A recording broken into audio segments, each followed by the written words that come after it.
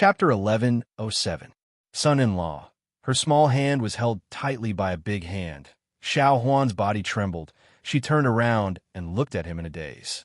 In the past at Willow Leaf Village, when they went up the mountain to pick wild vegetables, hunt rabbits, catch pheasants, when she could not walk down the mountain, son-in-law would carry her on his back. When she fell asleep listening to stories, son-in-law would carry her back to their room to sleep. Son-in-law had not held her hand for a very, very long time. Li looked at her hand. The originally slender and white fingers had many scratches. The smooth nails also had many small nicks from wear and tear. Li used both hands to hold her hand, softly said, "Why are you so silly?" Her eyes curved again.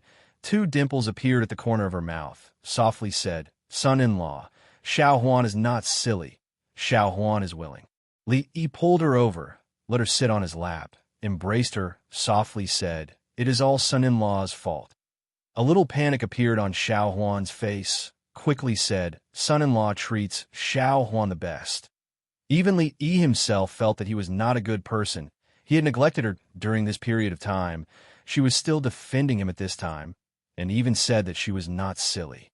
Li scratched her nose, said, "Let's go, son-in-law will cook longevity noodles for you."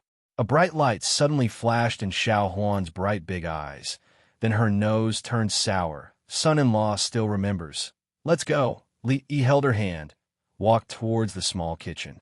A very, very long time ago, the family of 4 in Willow Leaf Village, when he was not the county lieutenant, not the county marquis, not the golden Ziguang Lu Dafu, and not the Jiang of Silla, the things he had to do every day was nothing more than teaching, cooking, teasing the little servant girls. At that time, he was not that familiar with Rui, nor was he that familiar with Rui. The only person he could talk to every day was Xiao Huan. She would be with the group of naughty children and listen to his story of the 3 dozen white-boned spirits. After school, she would help him wash and cut vegetables. Even if she could not do anything, she would wander around and listen to his stories of strange things. The cooking method of longevity noodles was very simple. There were noodles, vegetables, and eggs. What Xiao Huan could do was to light the fire. Her favorite thing to do was to light the fire. She sat by the stove and poked her head out to take a look. She said, "Young master, 1 egg is enough. I can't eat 2. There's no reason to put only 1 egg in the longevity noodles. You have to put 2. Not 1 more, not 1 less." Li didn't look back and continued to work. A look of interest appeared on the maid's pretty face as she asked, "Son-in-law, why is that?" Li explained, "There's a reason for this. 2 eggs means good things come in pairs." A look of worship appeared in the maidservant's eyes again. Son-in-law really knows a lot. Xiao Huan's daily worship of him should have started from the time in Willow Leaf Village. The strange things she heard from him every day had slowly accumulated. Time seemed to have turned back to 6 or 7 years ago. That was a kitchen that was even smaller and more dilapidated than this one. When Li recalled it now, the hesitation and confusion he felt when he first came to this world was probably in that small place. In the chatter and surprise of the maidservant, it slowly disappeared. Today's moonlight was still considered bright. There were many lanterns hanging in the courtyard, so it didn't seem very dark. Li and Xiao Huan sat in the courtyard. In front of her, there was a small bowl of longevity noodles that was still steaming. Xiao Huan picked up the chopsticks, thought for a moment, and put them down. She quickly ran into the kitchen and brought another bowl. Seeing that she was about to divide the noodles in the bowl, Li hurriedly stopped her. Longevity noodles cannot be divided. If it is divided, it won't have longevity. Xiao Huan shook her head and said, "There's no meaning in Xiao Huan having longevity alone. Xiao Huan wants to have longevity together with son-in-law. On certain matters, if Xiao Huan was stubborn, even Li couldn't persuade her. He no longer insisted. Xiao Huan divided half of the noodles and gave him a poached egg. A bowl of noodles was not much to begin with. To Li, it was only a matter of 2 or 3 mouthfuls. But she ate very slowly. Every mouthful was chewed carefully. A smile appeared on Li Yi's face. He asked, "How's the taste?" She nodded and said, "As long as it's son-in-law's cooking, it's delicious." Only Xiao Huan thought so. What kind of flour could he cook with a bowl of ordinary longevity noodles? Perhaps it was even slightly inferior to the current Rui. Pa! He watched her eating the noodles. In the dark night, a streak of fire suddenly streaked across the night sky and then exploded. Fireworks and silver flowers turned into the stars in the sky. Xiao Huan was startled. She put down the bowl and turned her head. After a moment of daze, she pointed to the distant sky and said happily, "Son-in-law, son-in-law, look, someone is setting off fireworks." Xiao Huan was very happy. Rui was in the mountains. Because of fear of mountain fires, fireworks were forbidden even during the New Year. This was the first time she saw fireworks here. Following the first explosion, streaks of fire shot into the sky and lit up the entire Rui as if it was daytime. Setting off fireworks in the mountains had a certain safety hazard. For this fireworks display, Li especially cleared square. In these few years, the Jing Kingdom's research on gunpowder had made great progress. Fireworks and firecrackers were also used in many different ways. From Li Yi's point of view, as the flames flickered, the little servant girl was in the depths of the smoke. The flickering smoke made her pretty face look even more delicate and beautiful. This was the first time fireworks were set off on a large scale in Rui City. Countless people walked out of their homes and went to their courtyards and streets to look at the night sky in the distance. After a brief daze, they began to cheer and shout. The entire Rui City was in an uproar at this moment. The fireworks lasted for a full quarter of an hour before gradually dying out. In the night sky, only the 4 words happiness, longevity, health, and peace were left, lingering for a long time. Xiao Huan looked at the 4 words. After a long time, she came back to her senses. Looking at Li Yi, her eyes were moist and her lips parted. "Son-in-law." Li Yi walked over and helped her wipe the tears off her face. He smiled and said, "Don't cry. Everyone is waiting for you. Everyone." Rui walked in from outside the courtyard. Rui hugged her and patted her head. "Our Xiao Huan has grown up." Mississippi Lu gave her a sword. It was custom-made for her and had her name on it. Everyone in the Li family practiced martial arts. Xiao Huan was no exception. With so many experts teaching her, she might look weak, but she could beat Li Xian's lousy martial arts. Xiao Chui and Xiao Zhu also sent gifts. The 3 of them were as close as sisters. Naturally, they couldn't be left out. Even Li Duan had a gift. It was a small person that he had carved with a knife. Although it couldn't be seen that it was a small person, it was still a token of his heart. The people in and out of Rui City might not know whose birthday was on the 21st of March, but they would always remember this day. Because every year on the 21st of March, there would be a grand fireworks display in Rui City. Imperceptibly, it had become a tradition in Rui City. That night, they played very late in the room. When Xiao Zhu and Xiao Chui left, Xiao Huan had already fallen asleep on the table. Li Yi walked into the room and gently carried her. When he walked to the bedside, before he put her down, he saw the little servant girl's eyelashes tremble slightly. "Li, you didn't put her down." He sat on the bedside with her in his arms. He lowered his head to look at her. After a long time, he moved closer to her ear and whispered, "If you don't wake up, I'm going to leave." Xiao Huan's eyes opened immediately. Her face was red. She whispered, "Son-in-law." Li Yi hugged her tightly. Xiao Huan said in an even lower voice, "Son-in-law, can you stay a little longer?" Li Yi kissed her forehead gently. He whispered, "I won't leave today." He felt the body in his arms tremble. Xiao Huan raised her head to look at him. Her eyes quickly filled with tears. She hugged Li Yi tightly and leaned her head on his shoulder. She sobbed, "Son-in-law Xiao Huan. Xiao Huan has waited for you for a long time." Chapter 1108. Did you see it last night? That firework was so beautiful. What firework? I went to bed early last night. I don't know. That's a pity. The firework last night lasted for more than a quarter of an hour. There were even words in the sky at the end. Anyway, I've never seen such fireworks in my life. Wait, who dares to set off fireworks in the city? Aren't they afraid of being locked up in a small dark room? Who dares to lock the prince in a small dark room? I heard that those words were something like "Fu Shou," I don't know whose birthday it was yesterday. It's too extravagant. Early in the morning, in the city of Rui, people were talking nonstop. Most of the topics were about the fireworks show last night.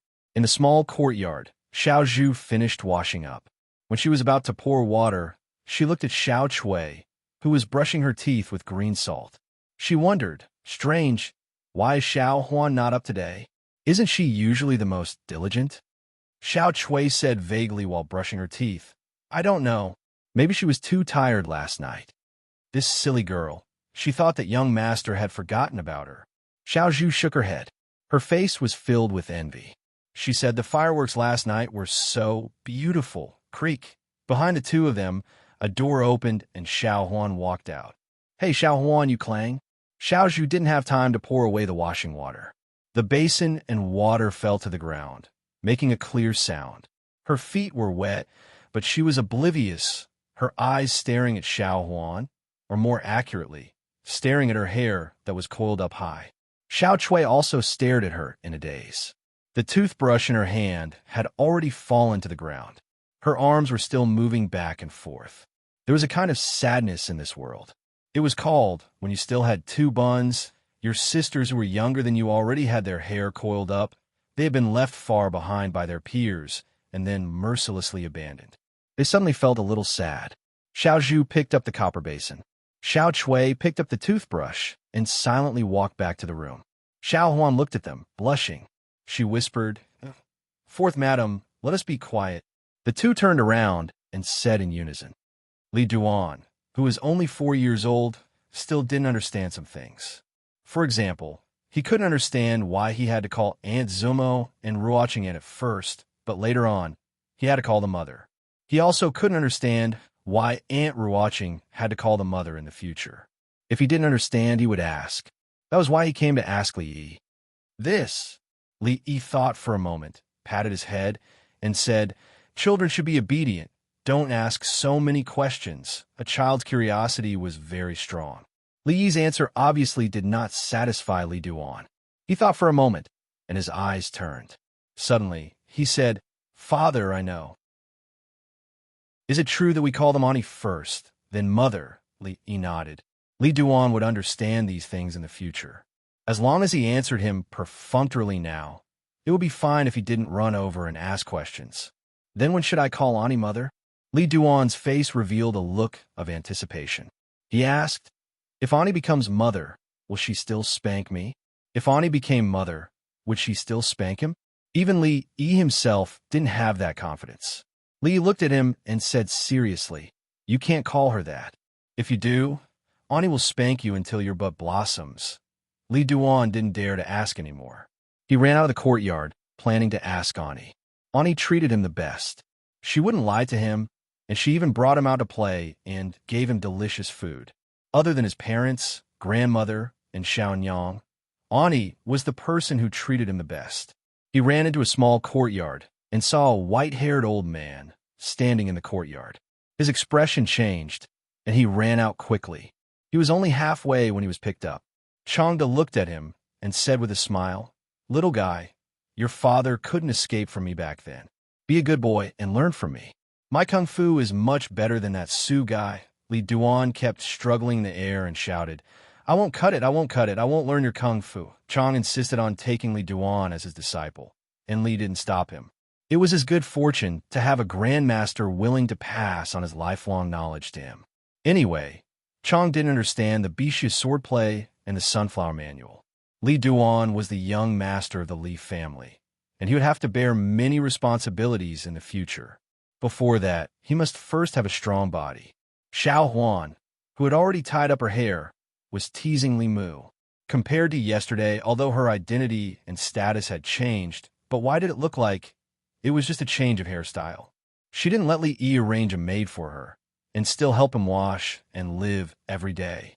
Although the chatterbox Xiao Huan of the past had disappeared from his memory forever, there's always a smile on her face, and she didn't stare blankly for a whole day like before. The little maid had grown up, and some memories were probably completely sealed in his mind. People had to grow up. This was inevitable. These years, he had seen Xiao Huan, Shaning, Yongning, Li Duan, and even Rui grow up. Even Li Yi himself, whether in appearance or mentality, had changed a lot. Many things had changed. The simple and honest Fong Lao San had left, and Rui hadn't changed in these years. Drunk Mo and Ruoching had come to his side, and even the otherworldly Mississippi Lu had learned to cook. Of course, there were some things that didn't change. For second granduncle, these years were just like changing a rocking chair and sleeping a few times. As for where he slept, whether it was in Qing, in prefecture, or the capital, Suzhou or Rui, it made no difference to him. There were still many things that didn't change. Li Xian was still so stupid and heartless. Mingzhu's heart was still biased towards the people of the Jing kingdom and the world. He still couldn't beat Rui and couldn't get back his dignity as a man. He had made many friends and also many enemies. The people he cared about, some were right in front of him, and some were far away. In retrospect, it had only been a few years. Li Duan ran over from afar excitedly and said, "Dad, I want to be Grandpa Chang's disciple. Grandpa Chang is more powerful than Ani. I want to learn martial arts from him, and I will be more powerful than Ani in the future." Li Duan was still too young. There was a truth that he would only understand when he grew up. Having a woman was not only his father's destiny, but also his destiny. If his life could be divided into 4 seasons, then before he could remember, it had always been spring. After he could remember, or more accurately, after he knew the meaning of the word Ani, his life had passed through summer and autumn and turned to winter. Li Yi couldn't bear to hurt a 4-year-old child. He hadn't experienced Rui's power. In another 2 years, even his master wouldn't dare to say that he was more powerful than Rui. Otherwise, Chang wouldn't have blushed. He should have blushed for deceiving a 4-year-old child at his age.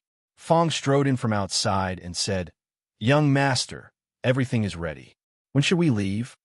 Li thought for a moment and said, "Early April then." The world was big, and life was not limited to Fong and Changda. There were also Wanru and the Taoist nun in the Qi kingdom, Shaning and Mingzhu in the capital. Chapter 1109. A long time ago, Li Yi had been planning a long journey. Since the early years of Jinghe, for a long period of time, their family of 4 had been focused on survival. At that time, he had introduced candied hawthorns, strong liquor, and Rui Du only because he wanted his family to have enough to eat, live in a big house, and not have to worry about their livelihood. Later, when he came to the capital, whether it was to promote various reforms in the Jing kingdom or to help Mingzhu build momentum, they were all half-heartedly welcomed. In fact, it had nothing to do with him. Not long ago, he helped Yang Liuqing to rebel. Although there was a small, almost negligible subjective factor in it, it was not closely related to him. Li Yi felt that he was not even as good as Fong. In the summer of the early years of Jing He, Fong once told him that his dream was to have a beautiful wife and a big house. A long time ago, his dream came true. Although his wife was not beautiful enough, and his concubines were not beautiful enough, the house was big enough, and he had achieved his life goal. What about himself? Thinking about it carefully, Li Yi did not know what his dream was from the beginning to the end. He did not know before, and he did not know now. In terms of status and power, he had already reached the peak of what an ordinary person could achieve. If he wanted to take another step forward, he would have to rebel and become the emperor. It was impossible for him to become the emperor of the Jing kingdom. It was even more impossible for him to become the emperor of the Wu kingdom, the Qi kingdom, and the Zhao kingdom. He really had no interest in becoming the emperor. Having reached this step, he did not want to go any further. In terms of family, his wife and concubines were beautiful. Some were gentle like water, and some were passionate like fire. The family was harmonious, and the husband and wife were harmonious. Except that sometimes his waist was weak, he had no other shortcomings. In terms of personal strength, he still had his goal. He did not want to dominate the martial arts world, and he did not expect to surpass Rui in his lifetime. He only wanted to become a guru before Rui and Mingzhu, and teach them how to be a qualified sister-in-law and a qualified princess. It was a pity that this was his only dream, and it was hopeless. Rui and Mingzhu's breakthrough depended on luck, but he depended on fate. Therefore, he could only pursue other things. For example, when they were free, they could walk out of Wishful City, out of the Jing Nation, and go to other places on this continent to have a look. That way, his trip here would not be in vain. Jinping 3rd year. Warren's 7th year. Jingyuan 27th year. July. Li Xian walked out of his room and scratched his messy hair. Last night, he had pulled an all-nighter to correct a few parameters. He then sent someone to the Academy of Engineering for further adjustments. Li Yi did not send him a red barbarian cannon, but he did send him a blueprint. After some modifications by the Academy of Science, the range and accuracy of the cannon had been improved slightly. Even after a sleepless night, he still looked full of energy. He lay down on a rocking chair outside and took out a letter from his bosom. He muttered, "I can't believe he ran so fast. I wanted to go out incognito again." He received this letter 2 months ago. At that time, Li Yi and his family had left to travel. He had not received any letters in the past few months. He did not say where they went, nor did he say when they would be back. He took the letter back, feeling empty in his heart. He sighed and murmured, "When will these days come to an end?" A figure ran from afar. When he ran to Li Xian, he stopped and said respectfully, "Brother." Li Xian looked at him and asked, "Going to the Women's Academy again?" Li Han said sternly, "Royal sister asked me to train those mathematics teachers." Li Xian waved his hand and said, "Don't use this reason every time. I know you are looking for the girl called Duan Wu. I have said many times that a gentleman wants a fair lady. It's nothing." Li Han's face turned red. At 16 years old, he was only half a head shorter than Li Xian. A few years ago, he was a fatty who was extremely afraid of mathematics. Now, he had become a handsome young man. Li Xian changed the topic. He looked at him and suddenly asked, "Little Han, you're already 16 years old this year, right?" Li Han nodded. Li Xian thought for a moment and said, 16 isn't young anymore. According to the marriage laws of the Jing Kingdom, it's a suitable age for marriage. Your mother has already mentioned it to me many times. It's time to arrange a marriage for you and wait 2 years before you get married. I think that Lady Duan Wu looks very delicate and pretty, and her family background is also clean. Her family background isn't that much different now." A hint of joy appeared on Li Han's face. He forcefully suppressed the excitement in his heart. Li Xian shook his head at this time and said, "But Duan Wu is Li Yi's cousin and Li Yi is your teacher. In between, there is a difference in seniority. This is not right, not right. I think you should choose a girl from the Wang family or the Yang family to be your princess." Li Han was stunned for a moment, and his face began to turn pale. Li Xian stood up from the rocking chair and said, "However, if you really like that girl Duan Wu, it's fine. I can help you. But before that, you have to promise me something first." On this side, Li Xian and Li Han seemed to have entered into some kind of secret discussion. On the other side of the lake, the girl holding the sword knocked away the wooden sword in the hands of another girl. She nodded and said, "It's better than a few days ago." Again. The girl picked up the wooden sword and rushed over again. The clothes of the two figures fluttered in the wind. Their postures were beautiful and pleasing to the eye. On the side of the lake, 2 women looked over. On the left, a woman wearing a phoenix coronet withdrew her gaze from the 2 girls and looked at the other person next to her and said, "In the blink of an eye, Shawning has grown so big. If I remember correctly, after this year, she will be 18, right?" The woman on the right who looked younger nodded and said, "Sister remembers correctly. This year, Bing Ning is already 18 years old. Time makes people grow old. Now, even Bing Ning has grown up. It seems that we are really old." The woman who was already the Empress Dowager sighed and said, "It's time to find a good husband for her. I'll ask Xian to pay more attention to see if there are any young talents in the capital city who are worthy of her." Concubine Yin shook her head and looked at the girl on the lawn and said, "Your Majesty is busy every day. Don't worry too much. Bing Ning, it's not time yet. The 3rd year of Jinping in the Jing Kingdom was the 7th year of Warren in the Wu Kingdom and the 27th year of Jingyuan in the Qi Kingdom. This year, for the Jing Kingdom, was a year of recuperation and continued growth. In the past few years, The people's taxes had been reduced again and again, but the national treasury was increasingly full. The agriculture and commerce went hand in hand, and the country's military strength was even more powerful. It seemed to be suppressing the Qi kingdom and becoming the leader of all countries. Compared with the Jing kingdom, the situation in the Wu kingdom had changed dramatically. At the beginning of the 7th year of Warren, eldest Princess Duanrong made a strong comeback and seized 6 provinces, including Cangzhou, Nanzhou, and Linzhou. Later, several provinces surrendered voluntarily. In the past 6 months, they had been recuperating and developing steadily. In a short time, they had taken over 17 provinces, which was almost half of the provinces controlled by the imperial court of the Wu kingdom. In the 8th month of the 7th year of Warren, when Princess Duanrong had taken over 20 provinces, the imperial court finally realized that Princess Duanrong and the others had the strength to overthrow them. On the 13th of the 8th month, the Wu emperor issued another decree. He would personally lead an army of 200,000 to suppress the rebels. On the 14th of the 8th month, the Wu emperor was assassinated in the palace. Several ministers rebelled. Fortunately, the other guards fought each other to the death. Although they killed the assassins, the Wu emperor was also seriously injured. On the 15th of the 8th month, during the morning court session, a eunuch sent word that the Wu emperor's personal expedition was cancelled in the 27th year of the Jingyuan era. This year, the Qi kingdom was not as peaceful as the Jing kingdom.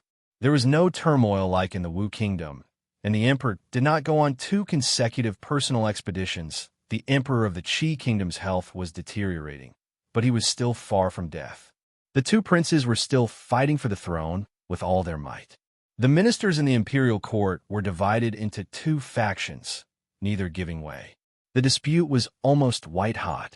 In the autumn of the 27th year of the Jingyuan era in the Qi kingdom, Lin Yong strode into a small courtyard. Before he arrived, his voice reached the courtyard. "Miss, they'll be here soon." Chapter 11:10. Goodbye, Shopkeeper Lin. We'll leave this batch of goods to Shopkeeper Lin. If Shopkeeper Lin comes to Liuzhou in the future, please send someone to inform us. We'll have to rely on him in the future. A few stewards walked out of the courtyard and turned around to greet a woman. Although the person in front of them was a woman, she was known as the Hua Mulan of the business world. Not only was she outstanding in appearance, but her ability was also not to be underestimated. In a short span of 4 years, she was able to turn a small clan that could not be shown in public into a giant in the business world. Even those rich and powerful clans that had hundreds of years of history could not be compared to them.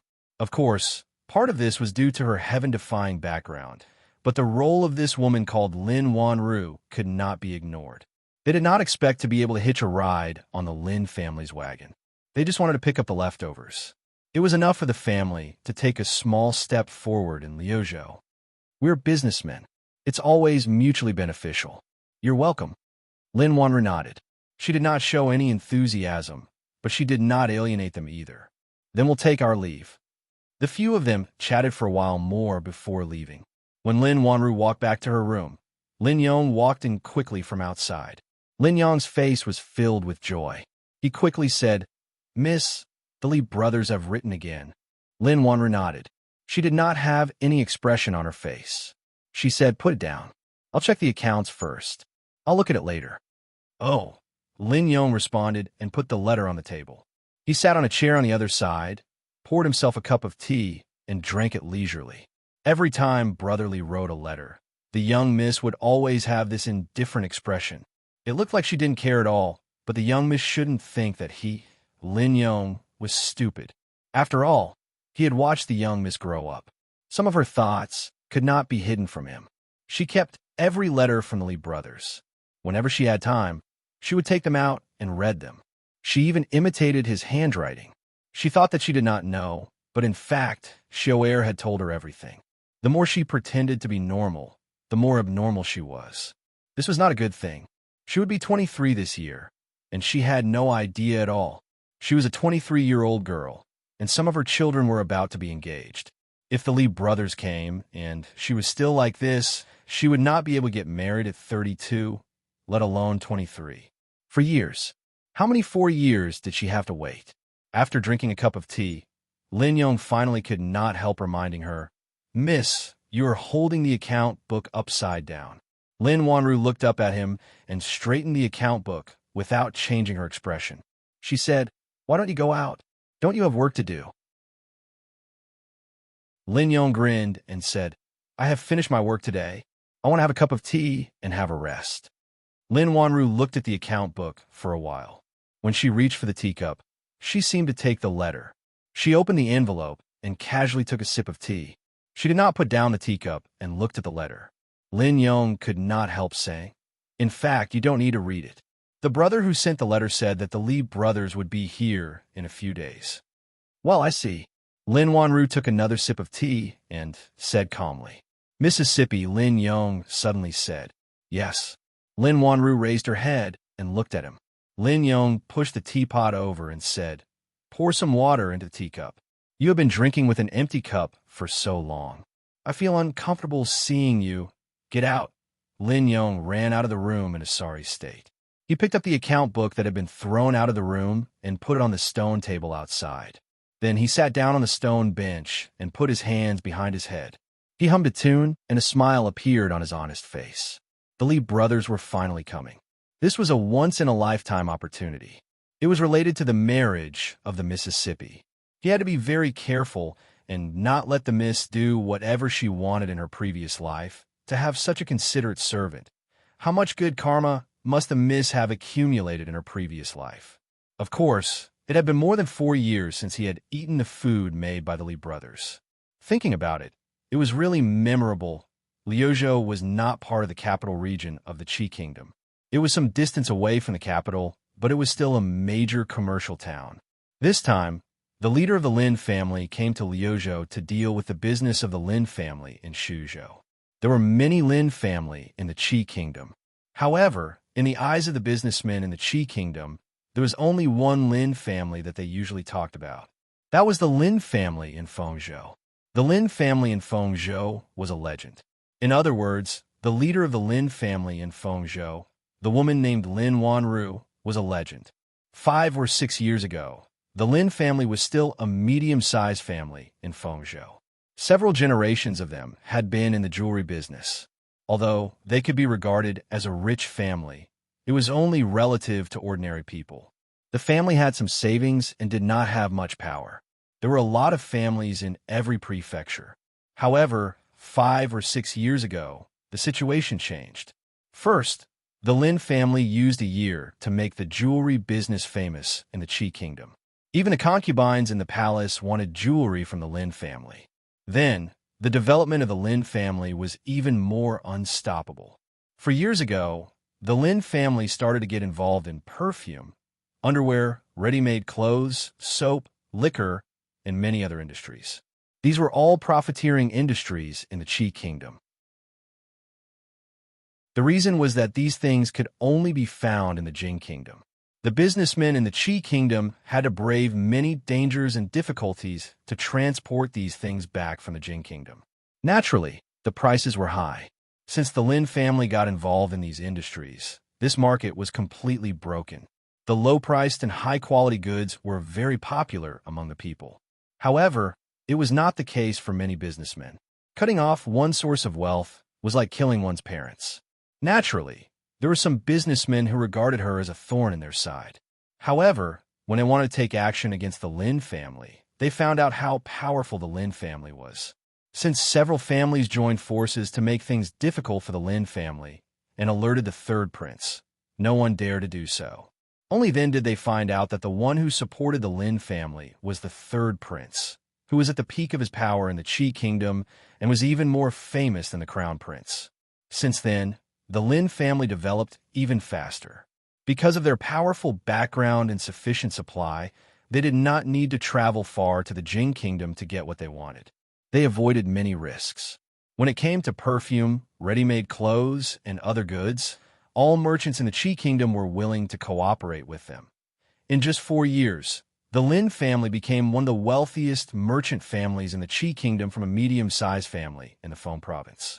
In terms of wealth, only a few families with deep roots could compare to them. In terms of influence, the Lin family with King Feng behind them did not lose to any of the wealthy families.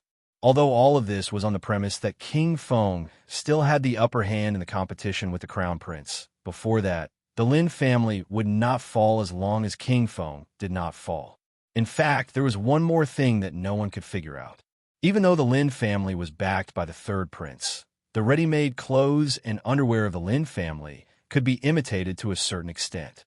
However, the perfumes, spirits, and soaps involved strictly confidential secret recipes and could not be imitated. Moreover, the origin of the perfumes and soaps was in the Jing kingdom. If others wanted to buy them, they had to travel thousands of miles to the capital of the Jing kingdom. However, the Lin family directly built a factory in the Qi kingdom. Could it be that the Lin family and the person behind the production of the perfumes and soaps in the Jing kingdom had some unknown deal? Of course, no one knew about this.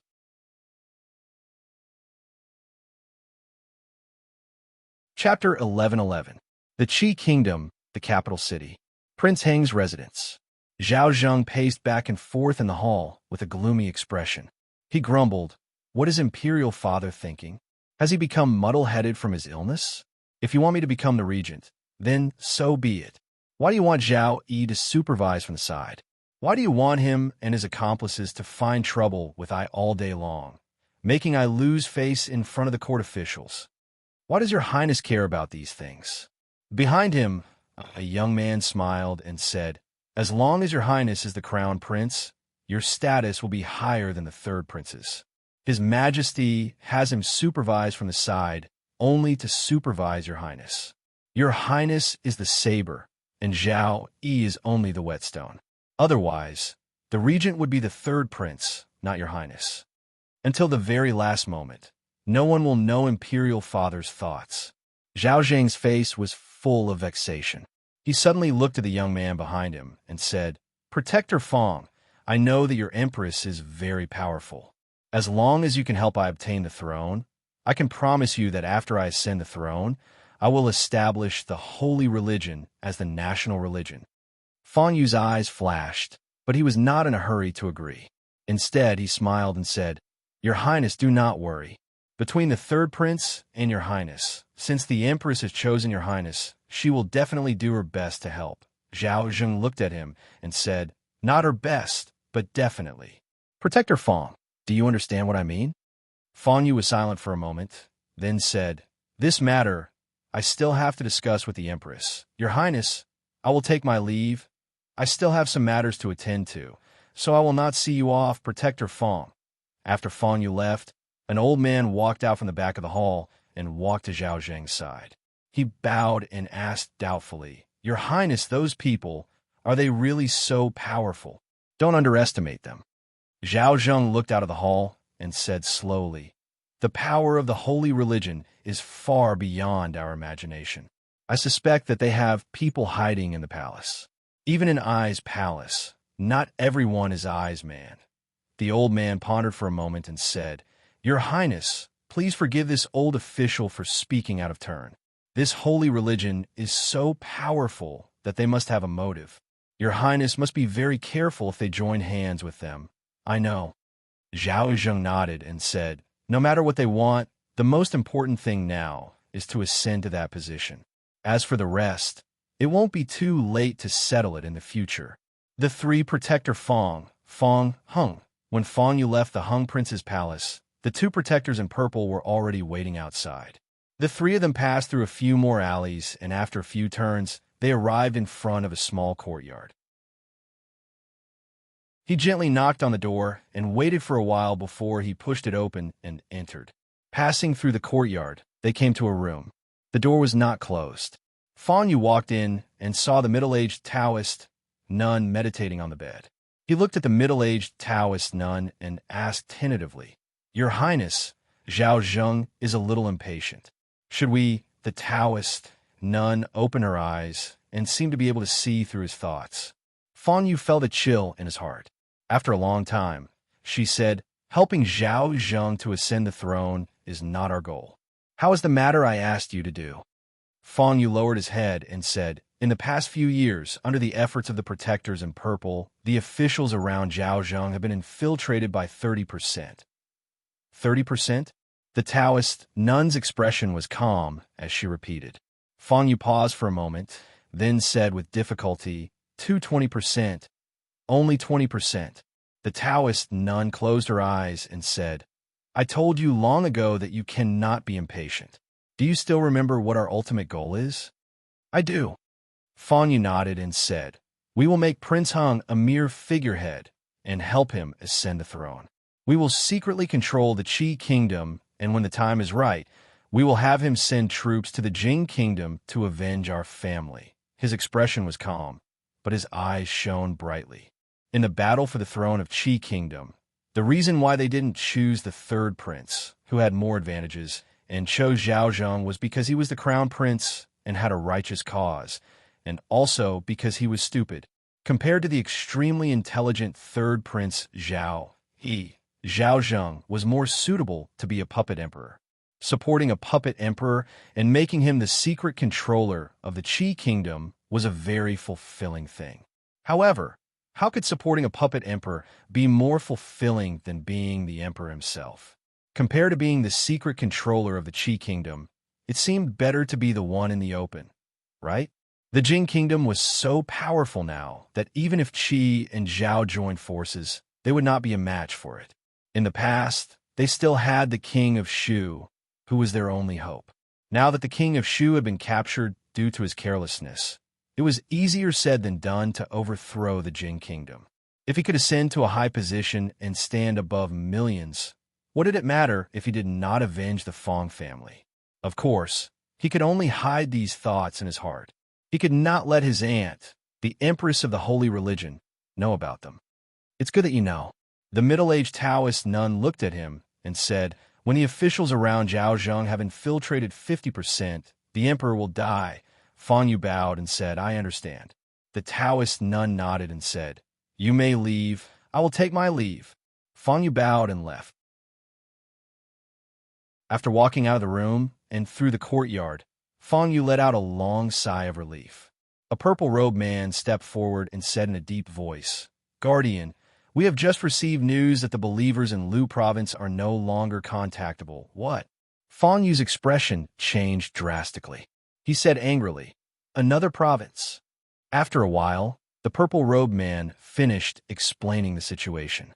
It must be her. It must be her. Fang Yu was furious and even looked a little deranged.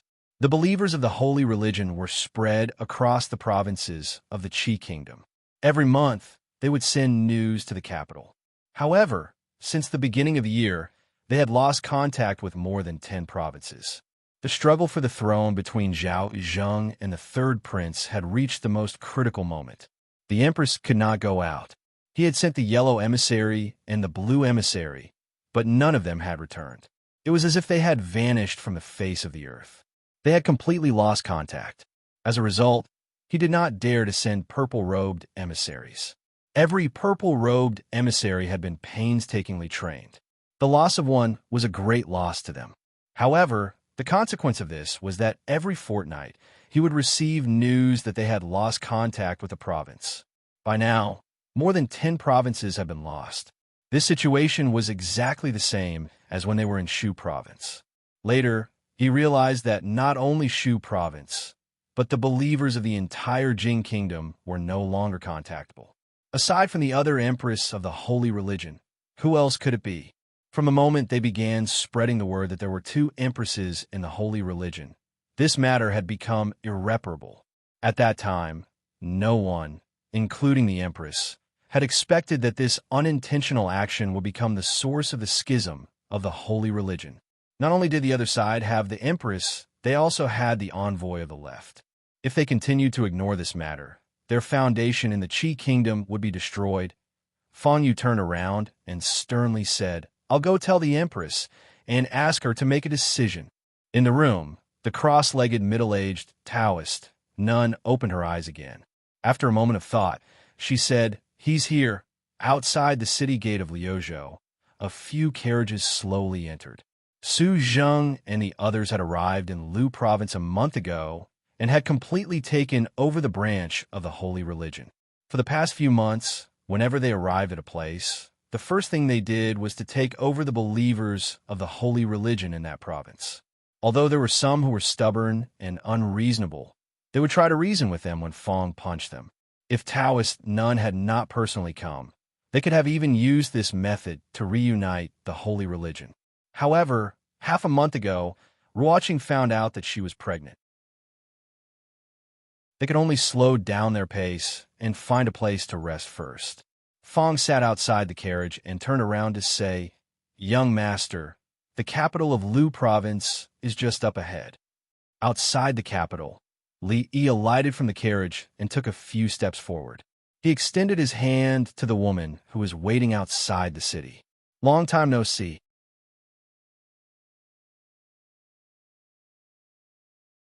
Chapter 11-12. The handshake ceremony was a custom in Miss Lin's hometown. If he hadn't inquired about it out of curiosity when they passed by Fengzhou, Fong would have believed what the son-in-law had said. He looked at the two people who were holding hands not far away and fell in a deep thought. The handshake ceremony was a custom in the Li brothers' hometown. If he hadn't asked someone to confirm it when they went to Jing Kingdom last time, Lin Yong would have believed what Miss Lin had said. He looked at the two people beside him who looked calm and relaxed, deep in thought. He suddenly felt something and looked up at the opposite side. The man opposite also looked at him. They looked at each other. Fong smiled and said, "Lin brothers, long time no see." A smile also appeared on Lin Yong's face. He cupped his hands and said, "Brother Fong, long time no see." Lin Wanru and Lin Yong came to Liuzhou this time to expand their business. In the past few years, from the remote Fengzhou, she had expanded the Lin family's business all over the Qi Kingdom. She had personally expanded the business in almost every province and prefecture. Of course, it could also be said that it was the Li family's business. Because a few years ago, the Lin family and the Li family had formed a community of destiny because of their business relationship. They shared weal and woe, and they were as close as a family. The Lin family had a manor in Liuzhou. Every time she went to a place, she would buy a manor and rest there temporarily. In the past few years, she had traveled to all the provinces and prefectures of the Qi Kingdom and the Lin family. Ruoqing and the others were tired from the long journey. Lin Wanru's maid, Xiao took them to the back house to settle down. The house was very big, and it was more than enough for the whole family. Li Duan was a little excited.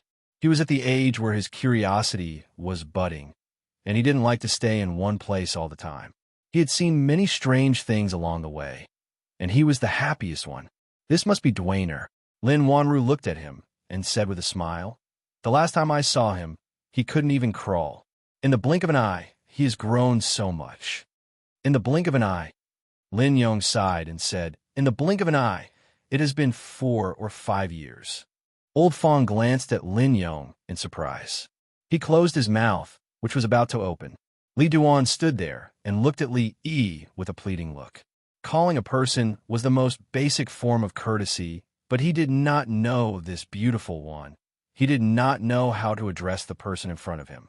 The last time Lin Wanru went to the capital, Li Duan was still young and didn't even know how to crawl. Naturally, he couldn't remember her. Li touched his head and said, "Call her Aunt Lin." Li Duan nodded and said obediently, "Aunt Lin." Lin Wanru smiled and said, "Dwayner is still as obedient as when he was young." Li Duan lowered his head in embarrassment.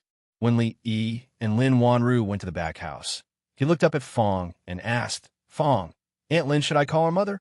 According to his experience, from aunt to mother was only a matter of time. It was just that he couldn't grasp the timing.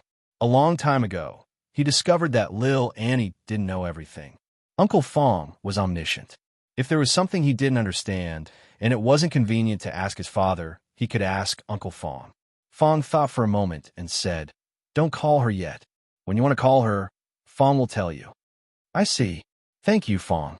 Li Duan nodded and ran to the back house. Fong looked ahead. Lin Yong had just gone in with them. He touched his beardless chin and murmured, "This Lin brothers is interesting.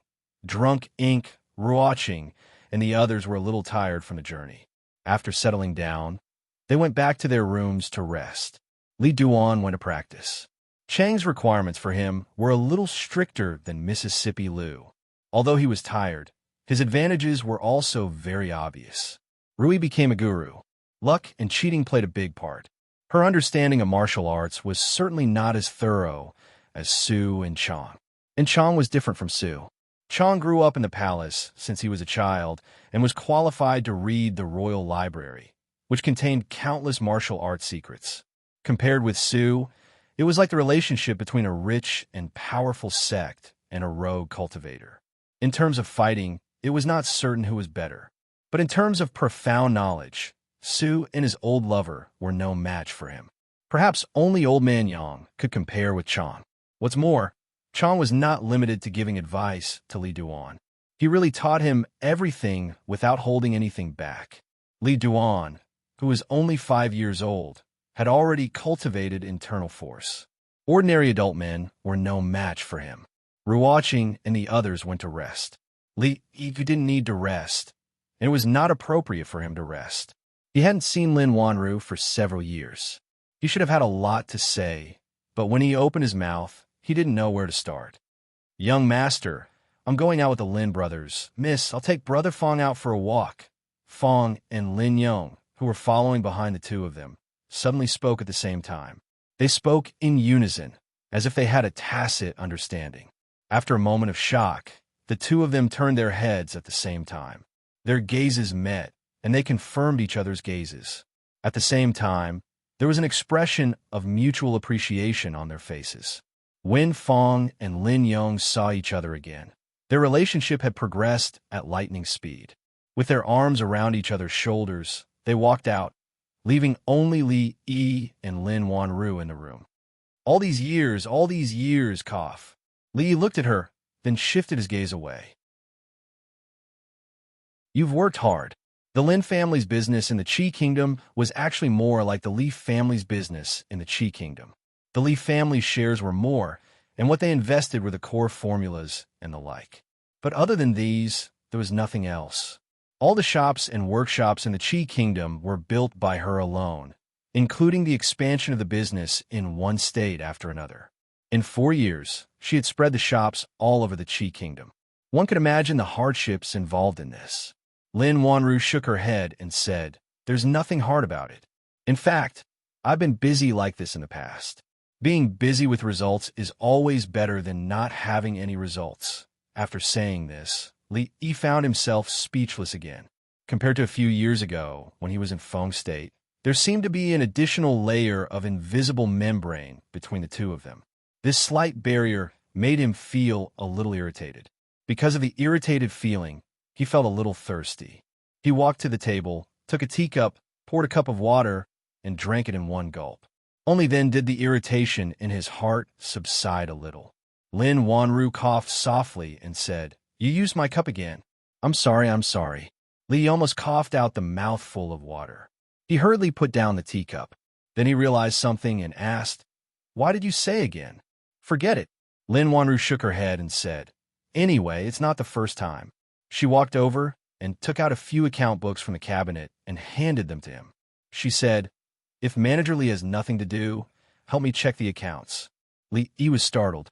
He felt as if something that had been lost for a long time had come back.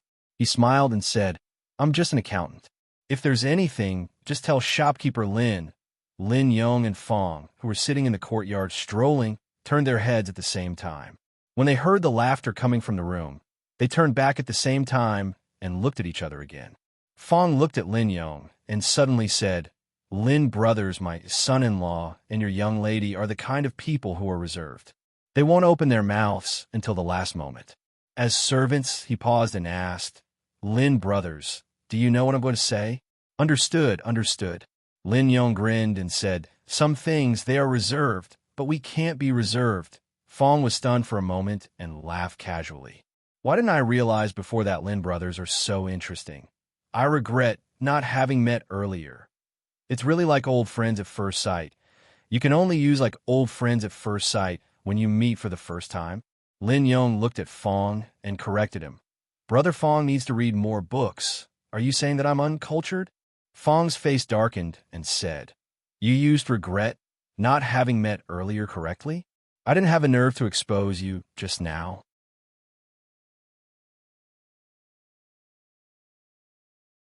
Chapter 11:13. Fong and Lin Yong really loved each other. When they walked out just now, they put their arms around each other's shoulders and called each other brother. Li checked the accounts for a while. When he walked out of the room again, he saw Lin Yong hanging on the tree by Fong. Fong's strength was beyond doubt, and others could not be envious of him at all. He was born with great strength. When his family conditions were not good, he only looked stronger than others. Later, when the material conditions kept up, he began to leave ordinary people far behind. Coupled with the training of second granduncle, even Li Yi did not dare to say that he could easily defeat him. His fists were too heavy, and one punch could kill someone. Lin Yong only had some skills, but he could only be regarded as half a person in the martial arts world. Of course, he was no match for Fong. Li brothers, save me, save me. Lin Yong hung on the tree. Seeing Li Yi coming out, he seemed to see his savior. Li Yi glanced at Fong, and then Fong jumped on the tree reluctantly and put him down. In fact, Ruoqing's pregnancy was somewhat beyond their expectation. This time, they came to the Qi Kingdom for one more important thing in addition to sightseeing: to unify the holy religion. Su Zheng was indeed a rare talent. In the later generations, he would definitely be the leader of a multi-level marketing organization, a large-scale one, and the #1 target of the state to crack down and ban. Their doctrine had become to persuade people to do good, leading the so-called holy religion founded by Taoist nun to the right path. All the believers had the right to believe or not at any time. In essence, there was not much difference from the regular religions in the later generations. However, it was impossible for Su Zheng to complete this difficult task alone. No matter how high his status was, it was not higher than that of Taoist nun. Many things needed Ruoqing to do. Now that Ruoqing was pregnant, Li Yi naturally would not let her appear in public again. The matter of the holy religion was put aside for the time being. Along the way, they collected a lot of news about the Qi Kingdom. The emperor of the Qi Kingdom had been ill for a long time and did not care about the state affairs. These years, he had been ill several times and almost died, but in the end, he did not die. If he died, it would be straightforward. The eldest prince, Zhao Zheng, was the legitimate crown prince. Before the emperor died, there was no edict to depose the crown prince. He would be the new emperor. The third prince, Zhao, he would have to go wherever he wanted. Unless he rebelled or Zhao Zheng suddenly became hysterical and passed the throne to him, he would have no fate with the throne in this life. However, as long as the old emperor did not die, Zhao Zheng was only the crown prince. If he reached out in advance, it would also be a rebellion. Therefore, the two people and the two forces were in a deadlock. However, the emperor of the Qi Kingdom not only let the eldest prince, Zhao Zheng, supervise the state, but also let the third prince, Zhao Yi, supervise from the side. It was not hard to imagine what the court of the Qi Kingdom would be like. Of course, there were benefits to doing this, and they were not small. The two forces were at odds with each other. Each was waiting to seize the other's weakness and mistake, so neither dared to make mistakes. When Li Yi left, the Qi Kingdom was in constant dispute because of the discussion of the silver for crimes. The people were not calm, and it was said that several states had revolted. When he came back this time, those hidden dangers in the Qi Kingdom were all gone. A few years ago, under the leadership of the third prince, the court adopted a gentle method and implemented the debit and credit bookkeeping system. Until now, it had been quite effective. Although the corruption among the officials had not been completely stopped, it had been quite effective. As expected, those who could become the emperor were not easy to deal with. Li Yi did not know what the emperor of the Qi Kingdom thought about the struggle for the throne, but he did play a good hand. For a long time, including now, the prosperity of the Qi Kingdom was justified. If it was not for the rapid rise of the Jin Kingdom in recent years, perhaps they would still be living under the shadow of the Qi Kingdom. As for who would become the emperor of the Qi Kingdom, Li Yi did not care much. It had little to do with him. Whether Zhao Zheng or Zhao Yi took over the Qi kingdom, they would not pose much of a threat to the Jing kingdom. A long time ago, the Jing kingdom had been at the forefront of the times, and the speed of its advancement was getting faster and faster, leaving the other countries far behind. It even had the perspective of God. Li Xian had been improving the cannons, and he had also begun to develop and supervise the manufacture of many other types of firearms. As long as they did not encounter an extremely fatuous emperor who overthrew everything they had done, the current Jing kingdom was not something that the Qi kingdom could catch up with, even if it had one or a few wise emperors. Under such circumstances, of course, he hoped that Zhao Yi would be the one to take over. All his life, he was not fond of owing favors. He did not like owing favors to women, and he did not like owing favors to men. The former could be repaid with his body, but if he wanted to repay the latter, he would have to do something else. There is no doubt that the third prince, Zhao Yi, had played a great role in the smooth sailing of the Lin family's business for the past few years. It could be said that he had taken good care of Wanru. This was a great favor. Just based on this point, the scales in his heart had to tilt in favor of him. Of course, it was impossible for him to go to his side and give him advice now, but he did not mind giving him a push when it was necessary. Lin Wanru walked out of the room and gave some instructions to Lin Yong. Although the Liuzhou was far from the capital of the Qi kingdom, and it was not considered an important military town, it was a big commercial province. Geographically speaking, the Liuzhou was in the hinterland of the Qi kingdom and did not border other countries, so it did not have the conditions to become a big commercial province. However, the people of the Liuzhou had been raising silkworms for generations, and the silk of the Liuzhou was famous far and wide. This time, Lin Wanru came to expand the silk and clothing business. If it was successful, perhaps the Liuzhou would become their biggest clothing base in the Qi kingdom. Lin Yong looked at Li Yi, who was not far away, and then looked at Lin Wanru and asked, "Miss, how long will we stay in the Liuzhou this time?" Lin Wanru was the helmsman of the Lin family. She only needed to ensure that the general direction was not wrong, so she did not need to stay in the Liuzhou for a long time. Other things would be handled by the steward. After thinking for a while, she said about a month. Lin Yong looked at Li Yi and asked, "Li brothers, how long will you stay in Liuzhou?" Ruoqing was pregnant. They could either go back to Shuzhou or Rui City now, or stay here and wait for her to give birth. Although Rui City and Shuzhou were more suitable for nurturing the fetus, they were already deep in the Qi kingdom. If they went back, it would probably take a few months. The journey would be tiring and bumpy. After discussing with Li Yi and Rui, they decided to stay in the Liuzhou and go back after she gave birth. However, in this way, their plan to detour from the Qi kingdom to the Jing kingdom would have to be put on hold. Li Yi thought for a while and said, "Less than a year." During this time, naturally, he would not only wait for Ruoqing to give birth, but also carefully plan the affairs of the holy religion and the business of the Qi kingdom. Miss Lin only planned to stay here for a month, but the Li brothers wanted to stay for almost a year. Lin Yong thought for a while, looked at Lin Wanru, and said, "Miss, I think that the Liuzhou is different from other places. The business here is developed, and there are many rich businessmen. If we enter the Liuzhou abruptly and meddle in the business of the Liuzhou, I'm afraid that they will be dissatisfied and suppress us. In order to avoid accidents, I'm afraid we should stay for a few more days. It's safer this way." "Miss, what do you think?" Hearing this, Lin Wanru nodded and said, "You're right. Then let's stay for a few more days." Lin Yong agreed deeply. He smiled and said, "I think we should also stay for a year and a half. It should be enough." Lin Wanru looked at him and frowned slightly. When she was about to speak, a young man knocked on the courtyard door and walked in with a few attendants. "Miss Lin," he looked at Lin Wanru and said with a smile, "I'm here to discuss the cooperation between the Lin and Lu families." Lin Wanru and the young man went to the parlor. Lin Yong did not follow them. He walked to Li Yi and said, "They're from the Lu family. The Lu family is the largest magnate in the Liuzhou. They are relatives of the royal family and have been in the silk business for generations." Li Yi looked at Lin Yong in surprise.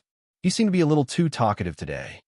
These days, he comes here every day to talk about cooperation. Lin Yong pursed his lips and said, "Don't think that I can't see it. What business talk?" He has been dragging the matter of cooperation. He is here to pursue our family's miss. Li Yi continued to look at him. I just remembered and said it casually. Seeing Li look at him, Lin Yong waved his hand and said, "I definitely did not say that he is Li's brother's rival in love. I also did not hint at you to pursue our Mississippi Li brothers. Please don't misunderstand. Please don't misunderstand."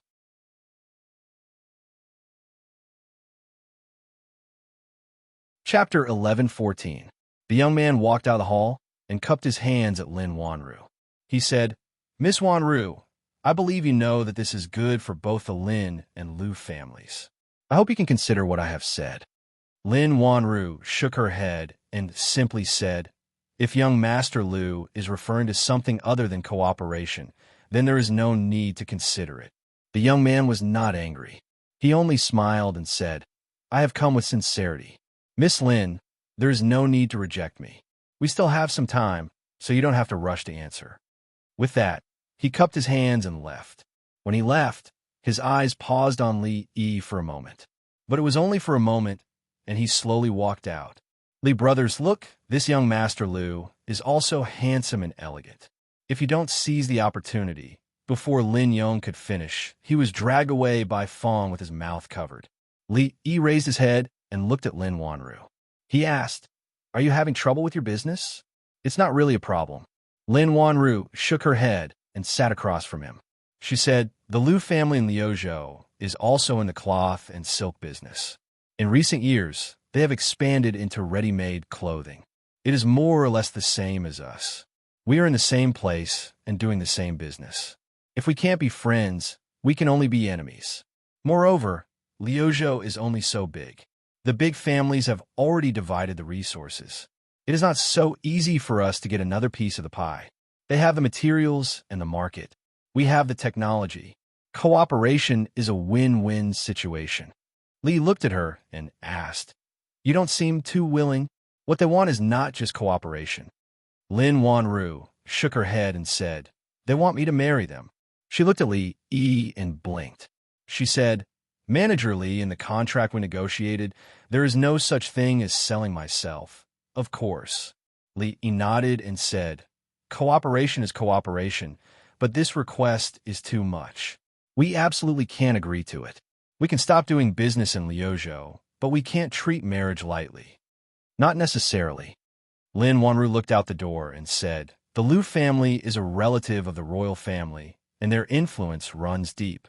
Their silk business is spread all over the Qi kingdom, not only in the Lu province, but in other places as well. Although the Lin family has accumulated some wealth over the years and is praised by many, their foundation is still shallow. Without the protection of the third prince, they would be like duckweed in the water, willow catkins in the wind, at the mercy of others." Li Yi shook his head and said, "Marriage should be the result of two people liking each other. It shouldn't be some kind of exchange of benefits, and it shouldn't be a child's play. In this world, how can everything be perfect, Rui?" Lin Wanru smiled and said, "In this world, how many couples don't like each other? So what if they like each other? So what if they don't like each other? Isn't it all for life? Don't be so pessimistic. I'm only a few months younger than Sister Rui. Dwayner is already 5 years old now. He was a playmate of our neighbor when he was young. Our child just got engaged last month." She laughed self-deprecatingly and said, "If I don't get married soon, no one will want me." "The famous Miss Lin will have no one who wants you?" He looked at her and shook his head. "If you say that you want to get married, the number of men who want to marry you will probably line up from the Lu province all the way to the capital." Lin Wanru looked at him and asked, "Manager Li, are you saying this because you want me to earn more money for the Li family for a few more years? The Lin and the Li are a family. Saying this makes us seem distant." Li shook his head and said, "Fate is a strange thing. Sometimes it happens just like that. Wanru, you are in the prime of your life now. Wait for another year or two. It won't be a problem. You make it sound nice." Lin Wanru raised her eyebrows and said, If you don't get married while there are still people who want you now, will you marry me in another 2 years if you really can't get married?" After she said this, the two of them stopped talking. The atmosphere was a little awkward. There are already 4 of us in my family now. It's a mess usually. Li Yi was the first to break the silence. He lowered his head and sighed. Lin Wanru couldn't help but laugh. She waved her hand and said, "I'm just joking. Don't worry, I won't marry you." Her eyes were originally clear and bright, but at a certain moment, they seemed to have lost their luster. "The family is already messy enough. It doesn't matter if you're one more." Li Yi raised his head and said, "No one wants you anyway. Why don't you think about it when the time comes?" Outside the courtyard, Lin Yong and Fong were sitting on a big tree. Looking at Li Yi, who was being chased and beaten in the courtyard, Fong patted Lin Yong's shoulder and said, "See, it's none of your business. Why were you in such a hurry just now?" Lin Yong nodded guiltily and said, "I'm sorry, I was wrong. Learn more in the future." Fong lectured him seriously and jumped down from the tree. Lin Yong stared blankly for a moment, then glanced downwards and instantly felt dizzy.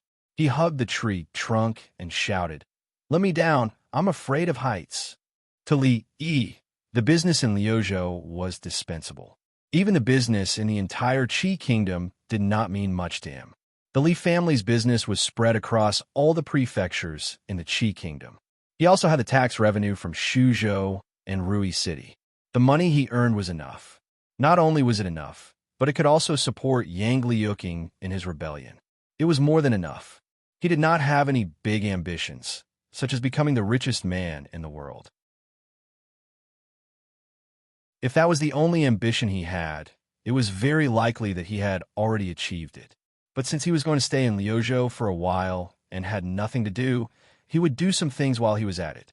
If others wanted to fight for something, he did not mind playing along. The business expansion in Liuzhou was still in the preliminary stage, so there would not be any obstacles for the time being. Su Zheng's plan to unify the holy religion had encountered a big obstacle.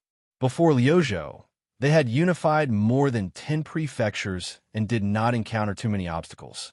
Perhaps this finally alerted the other party. The next few prefectures that Su Zheng brought people to could no longer be contacted. The headquarters of the holy religion was in the capital of the Qi kingdom. There were branches in most of the prefectures and prefectures in the Qi kingdom. These branches were managed by the elites of the holy religion. On normal days, they had one-way contact with the followers. When Su Zheng and the others went there, they did not contact these people. As a result, they could not get the list of followers. All their actions could only be put on hold. The Qi kingdom was much larger than the Wu kingdom and the Jing kingdom. It had nearly 100 prefectures and prefectures. They had only unified a dozen or so prefectures. After the other party was on guard, every step became extremely difficult. It would take a long time to unify one prefecture and one prefecture. Li Yi thought for a while, then borrowed Wanru's study room and began to write a letter. He wrote a few words on the envelope. To Su Tian.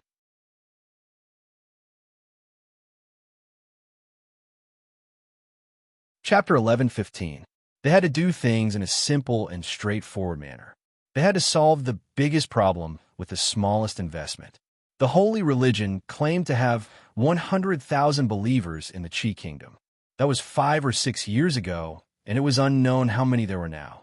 Was it a big deal to persuade a multi-level marketing organization with 100,000 people to mend their ways and return to the right path? All they needed was a piece of paper to solve this big problem. In the final analysis, the only one standing in their way was the Taoist nun. Without a leader at the master level, the rest of the people were just a plate of loose sand. They were nothing to be afraid of. Unfortunately, Su was very interested in the Taoist nun. There was another person who was more interested in the Taoist nun than Su. He was more interested in the affairs between Su and the Taoist nun. Therefore, what he had to do was to send this letter. The situation in the Wu kingdom was good. Yang Liuqing and the others had already occupied nearly 20 states, which was enough to stand up to the imperial court of the Wu kingdom. Some powerful bandits, who had been observing for a long time, had been showing signs of taking sides in recent days. Outside the cities they occupied, countless people were looking forward to being liberated as soon as possible. They had won countless battles and stabilized the people in the states and prefectures they occupied and saved them from the chaos of war. Today, she had become the faith in the hearts of the people in the Wu Kingdom. The chaos in the Wu Kingdom wouldn't last for a few years. It seemed easy for them to rebel in the Wu Kingdom, but in fact there were many predecessors and descendants, and they didn't know whether they were predecessors or descendants. In short, in the 5,000 years of China, countless predecessors and descendants had paved the way for them. If it wasn't for the fact that the Wu Kingdom could have a stable regime in the future, they would have been advancing unhurriedly. Relying on these past and future experiences, it was a shame that they hadn't been able to conquer the imperial city of the Wu Kingdom until now. Life in Liuzhou was very comfortable. There are not many people here, and the scenery was beautiful.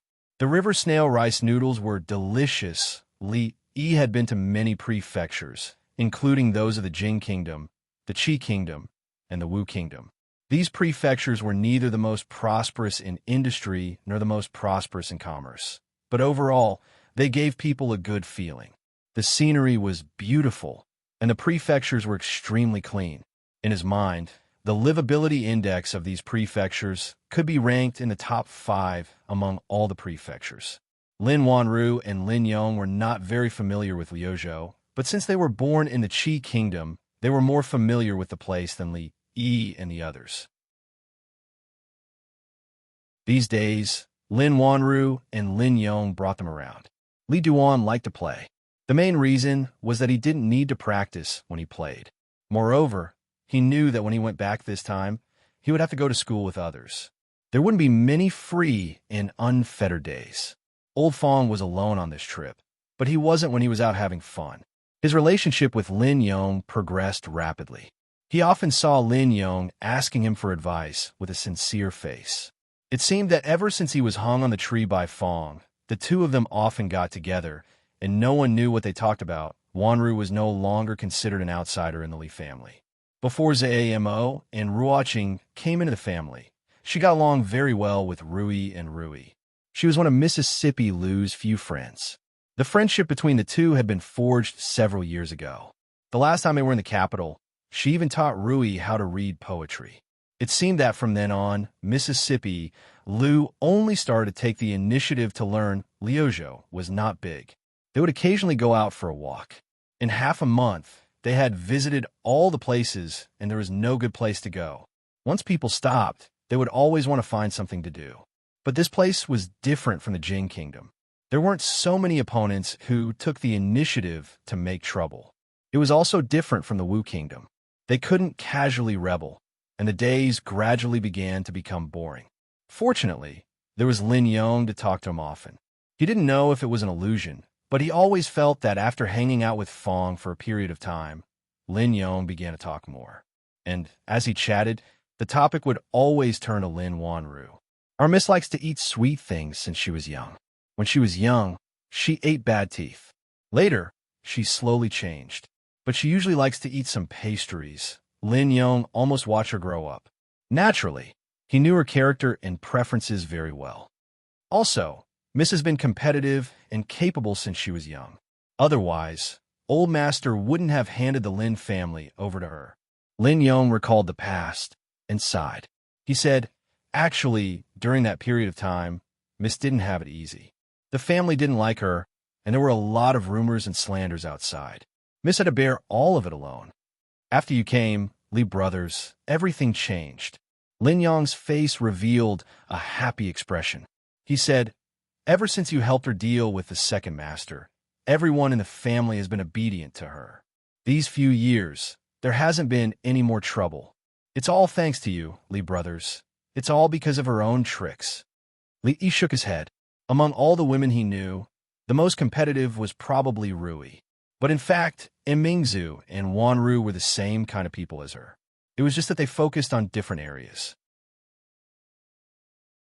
Rui was good at martial arts, while Mingzu was good at governing the country. Sometimes, even Li Yi himself had to admire Wanru's business methods. Li looked at Lin Yong and asked, has she been so powerful since she was young? That's not all. Lin Yong thought for a while and shook his head. He said, "Don't be fooled by Mrs. Ability." In fact, she was still wetting the bed when she was 5 years old. Seeing Lin Wanru coming out of the inner courtyard, Lin Yong hurriedly shut up. Seeing that his gaze and expression were not right, Lin Wanru frowned slightly. She walked over and asked, "What are you talking about?" "He's talking about how good you've been at doing business these few years." Li gave her a thumbs up and said, "To be honest, I really admire you when it comes to doing business. Since you said that, I'll take it that you're mocking me." Lin Wanru looked at him and said, "At best, I'm just a small steward under Manager Li. When it comes to doing business, how can I be better than you?" Li shook his head and said, "I only know a little more than others in certain aspects. In fact, I don't know much about doing business. There are many things that I still need to ask you." He picked up the teacup and put it down again. He said, "Right, I happen to have something to ask you." Lin Wanru sat opposite him and asked, "What is it?" Li thought for a moment and asked, "Did you really still wet the bed when you were 5 years old?" Hearing this, Lin Wanru was startled, and Lin Yang's expression changed greatly. Lin Wanru took a deep breath, her chest rising and falling a few times. She almost crushed her teeth and squeezed out 2 words from between her teeth. "Lin Yong." Judging from the speed at which Lin Yong escaped, he should have been sparring with Fong recently. His skills were clearly much better than before. Seeing that her face was already red, Li Yi hurriedly said, "It's nothing. Lin Yong just mentioned it in passing. I'm not afraid of you laughing at me, but actually when I was young," she probed, "when you're 5 years old, you still wet the bed?" Looking at Miss Lin's expectant gaze, he shook his head and said, "No, I stopped wetting the bed when I was 1 year old." When Lu Luo stepped into the courtyard, he saw such a scene. The legendary woman of the Lin family, who had always been indifferent to men, was blushing as she stretched out her hand to hit another man. Of course, anyone with a discerning eye could see that it was a hit in a flirtatious manner. He had come here many times under the guise of discussing business, but Lin Wanru had never treated him like this. With just one look, he felt a strong sense of jealousy towards that young man. He took a deep breath and calmed himself down. With a smile on his face, he stepped forward and said, "Wanru, have you thought about the matter I mentioned last time?" Lin Wanru glanced at Li Yi, who was beside her. He was still angry about what had happened just now. She said angrily, "I'm just a small steward. If young Master Lu has anything to say, it's better to discuss it with my family shopkeeper." "Shopkeeper?" Lu Luo was startled. "Your family?" Li Yi stood up and looked at the young man in front of him. He said, "Li Yi, her family shopkeeper. We can talk about cooperation, but I won't marry."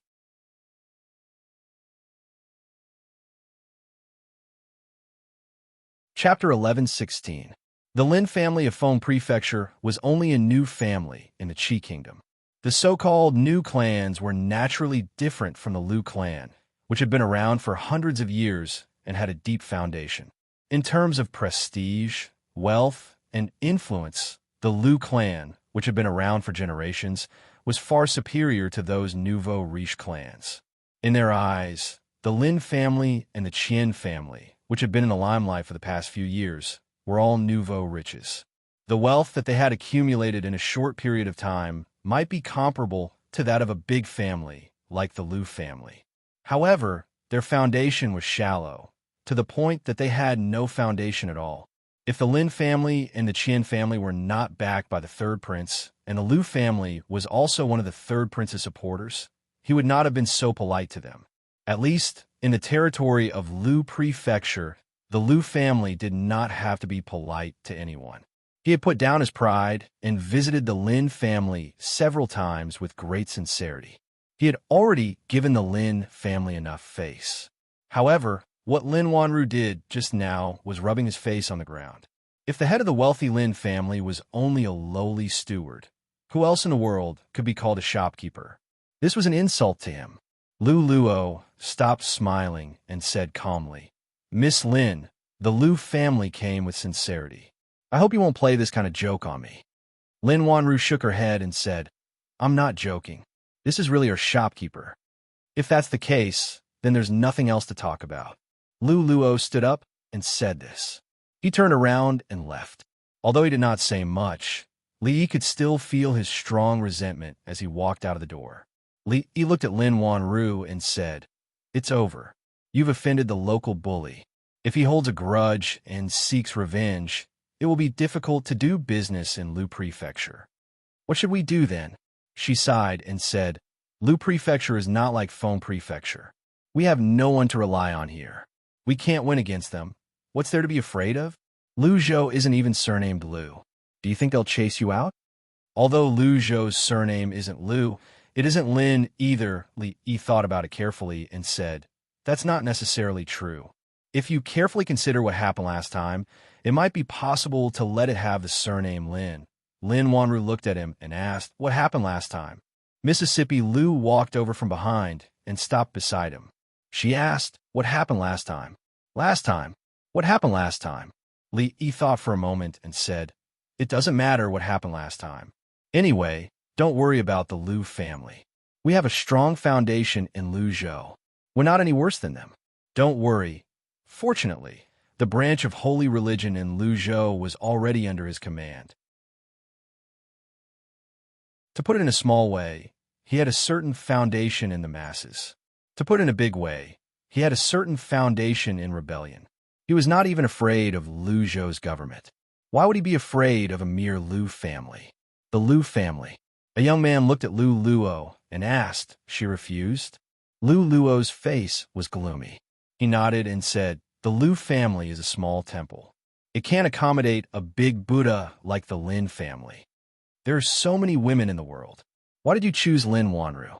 The young man frowned and said, "Although she's not young anymore, she's still the master of the Lin family. How can she be your concubine? Or is it the Lin family that you want?" He looked at Lu Luo with a calm expression, but it made Lu Luo break out in a cold sweat. Although the Lin family didn't have much of a foundation, in terms of wealth, several Lu family couldn't compare. If he really won over Lin Wanru and the Lin family, his status in the Lu family would definitely rise. At that time, the one who would be the most unhappy would be his brother. He hurriedly explained, "I'm not doing this for the good of the family. Even if we can't get the Lin family, as long as we can subdue that woman, we won't have to worry about the family's prosperity." "Brother, do you also want the Lu family to hide in this small Lu Zhou?" The young man looked at him vaguely and said, "Since she doesn't want to give face to the Lu family, we don't have to show her any mercy. As the saying goes, a powerful dragon cannot crush a snake in its own territory." This saying was very reasonable. After offending the Lu family, the supply to Lu Zhou was cut off the next day. This time, they came to Lu Zhou because the textile industry in Lu Zhou was developed. It was the largest producer of silk in the Qi Kingdom. If they built a clothing store here, they could save a lot of money and unnecessary expenses. In this way, they had to rely on the supply from Lu Zhou. This was a win-win situation for both parties. Before Li Yi and the others arrived in Lu Zhou, countless merchants had come to them to seek cooperation. They were almost crying and begging to hitch a ride on the Lin family's wagon. In the past few days, those merchants who had reached an agreement with each other sent their stewards over. They used various reasons for the lack of supply to terminate the cooperation. At first, considering that the store was still in the construction stage and the details had not been decided, they did not sign a contract. These merchants regretted their decision at the same time. Several stewards went to many other merchants and received the same answer. The Lu family wanted to use this method to cut off their supply.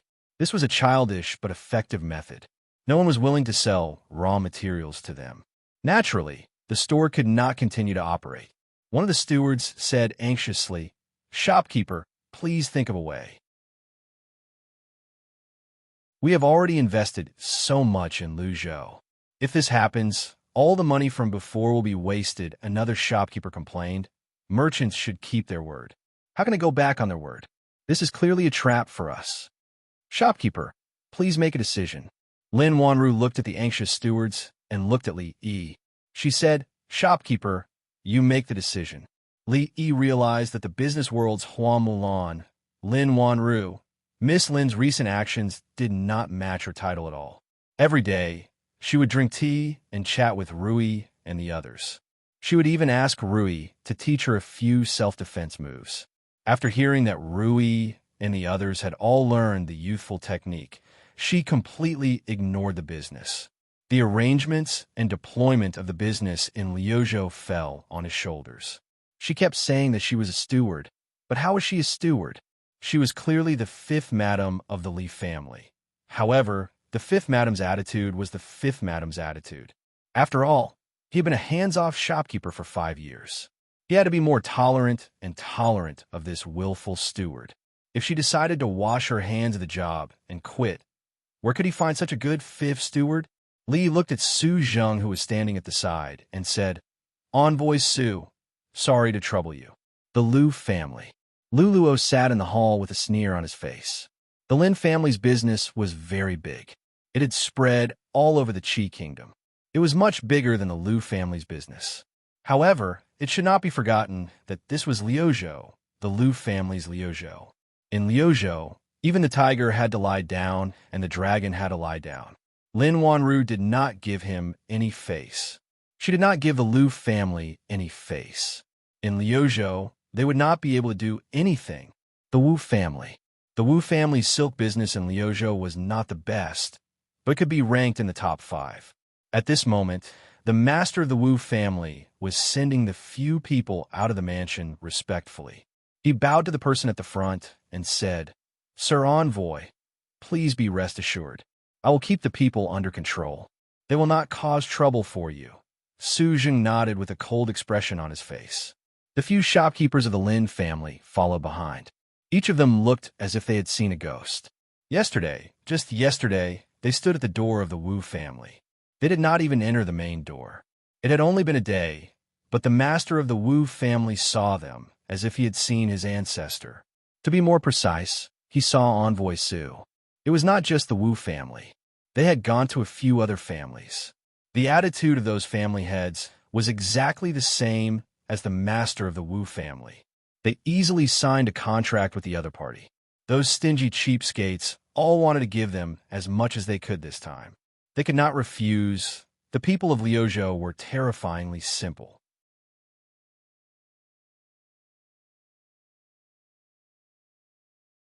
Chapter 11:17. The Wu family, the Chun family, and the Wei family. Have they lost their minds? In the Lu residence, Lu Luo, who had just received the news, had a dark expression on his face. He was pacing in the hall and growling in a low voice. This time, he had mobilized the Lu family's resources and joined forces with the other major clans in Luzhou to cut off the Lin family's supply of goods, completely blocking the Lin family's escape route. The other party's shop and workshop in Luzhou had already been built. If there was no supply of goods, all the initial investment would be for naught. At this time, if he used another identity to negotiate with Lin Wanru, the result would be completely different from before. However, he did not expect that after a few days of gloating, the blockade he had formed with the major clans in Luzhou to seal off the Lin family would be torn open. The Wu family, the Chun family, and the Wei family were not as rich and powerful as the Lu family, but when they joined forces, the Lu family could not touch them easily.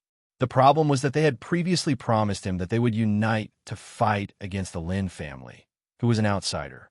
However, at the critical moment, they went back on their word, causing the Lu family to waste a lot of resources. Could it be that these clans were spies planted by the Lin family in Luzhou? Lu Luo asked with a dark expression. What did they say? One of the servants hesitated for a moment before saying, They said that they would be bastards if they didn't earn money. Thank you, young master, for giving them the opportunity to cooperate with the Lin family. Lu Luo almost spat out a mouthful of blood. He said furiously, Bastards, bastards, they've been fooling me from the beginning. Shut up. A middle-aged man walked in from outside the door and glanced at Lu Luo. The latter immediately shut his mouth. He could be arrogant in front of outsiders, but he did not dare to lose his composure in front of his father, the current master of the Lu family. I handed over the Lu family's business to you. Look at what you've done these days. The middle-aged man looked at him coldly and said, The Lin family could not have come this far without the support of the third prince. If you go against the Lin family, you are going against the third prince. Are you going to take the blame or the Lu family? Father Lu Luo opened his mouth, but did not say anything. The middle-aged man paused for a moment before continuing. However, even though the third prince thinks highly of the Lin family, our Lu family is not one to be trifled with. If we were to lose like this, I'm afraid that the third prince will look down on us. Lu Luo was delighted to hear that and immediately said, Father, you are right. The Lu family is a century-old family. How can we lose to the Lin family? Why don't we? Before he could finish, the middle-aged man waved his hand and said, Put away your crooked tricks. The business world is like a battlefield. Even if you want to win, you have to win fair and square. I want to see if the legend of the Lin family is really that capable or if the rumors are exaggerated. Li Yi felt that the rumors about the Lin family's favored daughter were exaggerated. She did not care about anything these days. She was more familiar with Rui and the others than he was. Rui taught her the youth-retaining technique that he had tricked from old Taoist Yuan. She shared her beauty and skincare tips with them. She was no different from those rich ladies in the capital city who had nothing to do. She did not look like a businesswoman at all. In the end, he had to do all the work himself. In the Li family, such a lazy steward would have long been fired and left to starve to death. This is so infuriating. Li Yi sat in the yard and browsed through the accounts.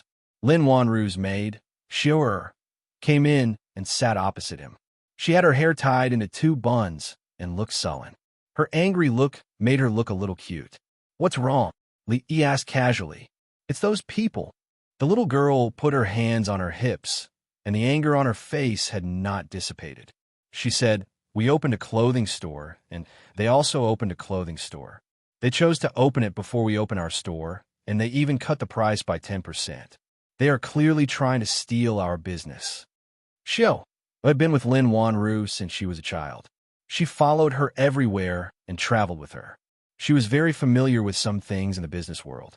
However, her mentality and character were still not used to the business world. A business war was a war without gunpowder. A large-scale business war, in terms of influence and power, was not inferior to a war.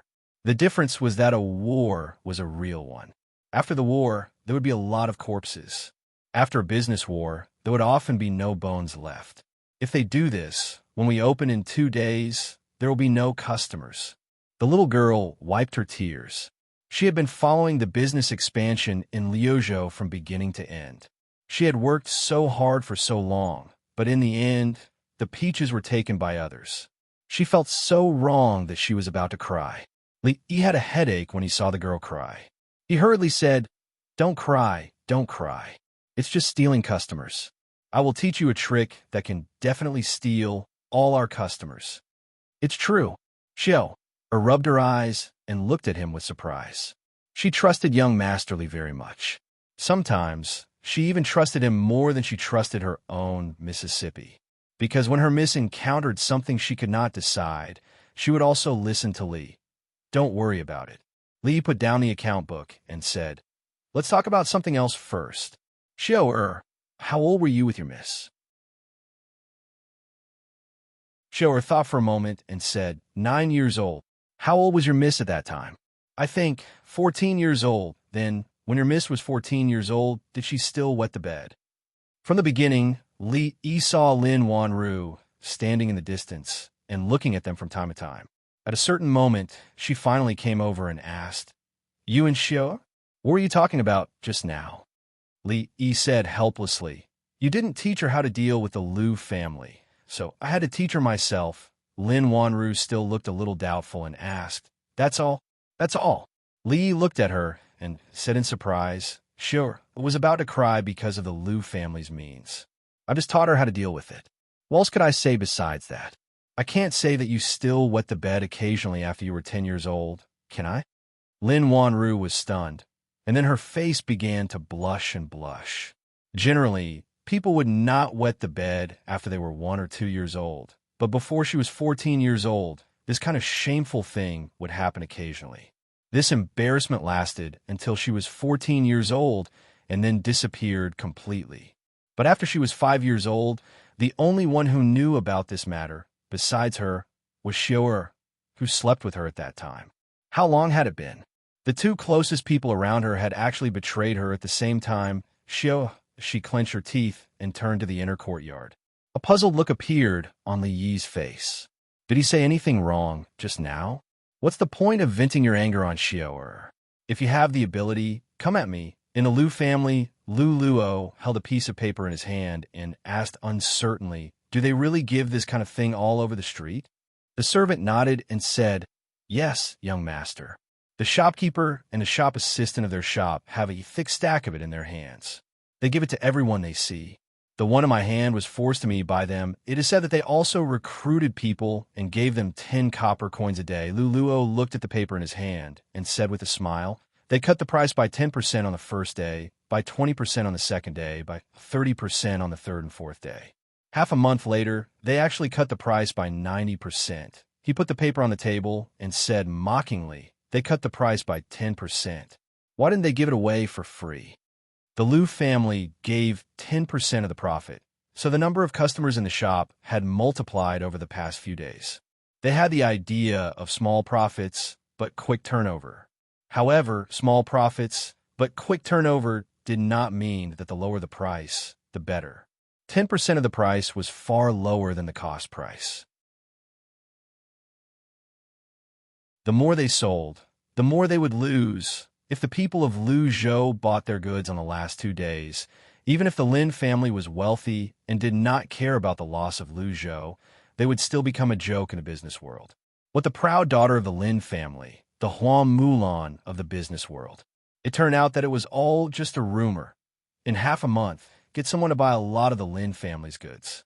Lu Luo twitched the corner of his mouth and said, they just opened for business and they already gave us such a big gift. They are too kind.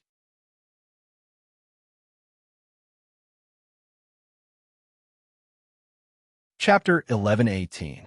There were a few new clothing stores in Liuzhou. Almost everyone inside and outside the city knew about it. The news spread far and wide. It was no less than half a year ago when the provincial governor of Liuzhou was arrested for corruption, or when a group of bandits who had been harming the people for more than a decade were all beheaded by the government. Within a day, everyone knew about it. It was not entirely because the newly opened stores were cutting prices so much that it was unprecedented. The main reason was that no one had seen the overwhelming publicity on the streets and alleys of the city. Almost everyone in Liuzhou had a copy of a leaflet that was the size of a palm. There was more than one. After reading through the leaflet, the literate people knew that this was a big discount for the opening of the clothing store. After half a month, they could buy ready-made clothes and cloth at a low price of 10%. They had seen shops reduce prices for promotion, but they had never seen such a ruthless reduction. What was the difference between 10% of the price and giving it away for free? Those who could not read took the leaflet and asked others. They understood the general meaning. After asking, they were puzzled and in disbelief. A few days ago, the Lu family had cut prices by 10%. Many people already thought that they were taking advantage of the situation. Several stores were crowded with customers. The prices of these newly opened shops had been reduced to only 10%. Compared to the preferential treatment offered by the Lu family, the difference was nearly 10 times. It seemed to be somewhat inadequate. They did not have to worry that the other party would cheat them. The words on the leaflet were very clear. If they wanted to play tricks like raising prices first and then lowering prices, the government would not let them go. On the street, a woman took the leaflet from a shop assistant. After looking at it, she said in surprise, "In a few days, their clothes will be so cheap. If it's true, we have to buy a few more."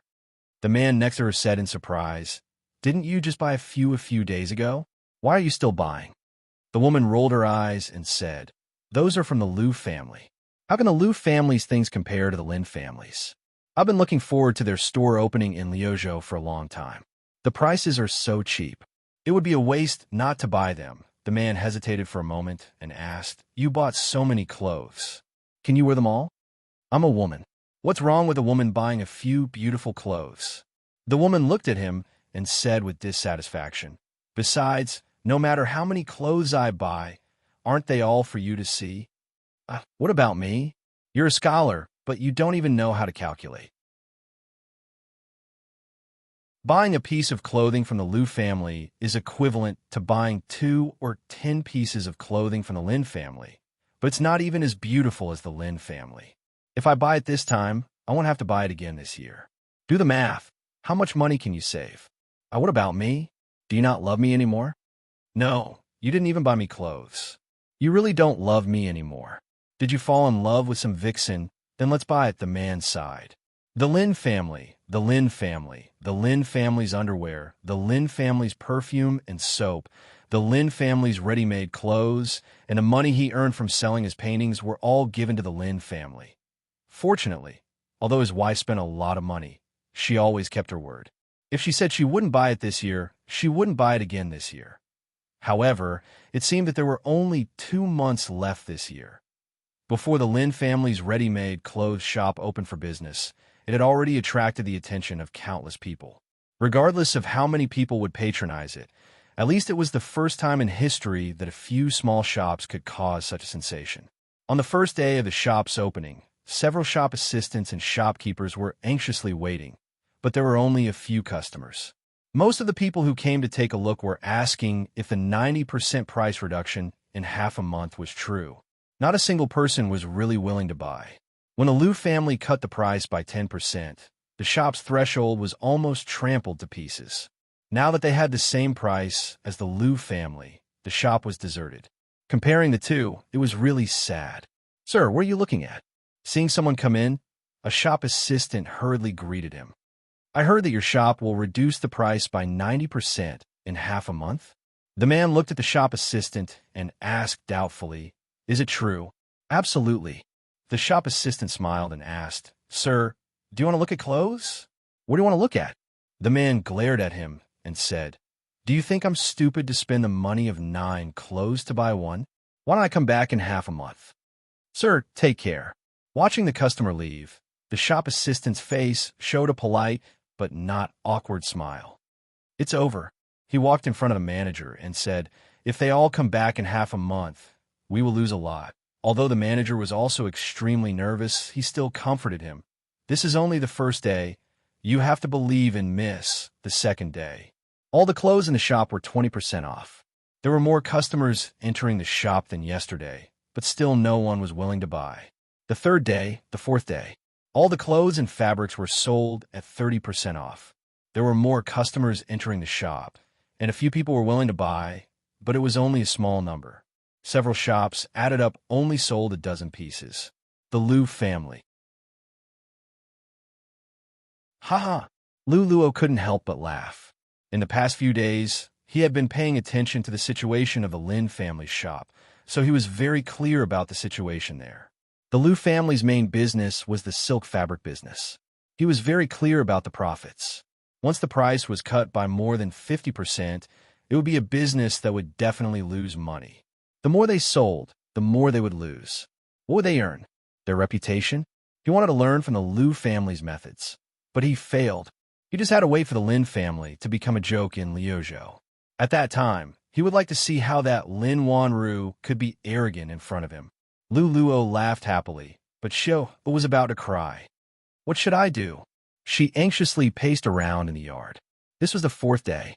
More and more people entered the shop, but only a few were willing to buy.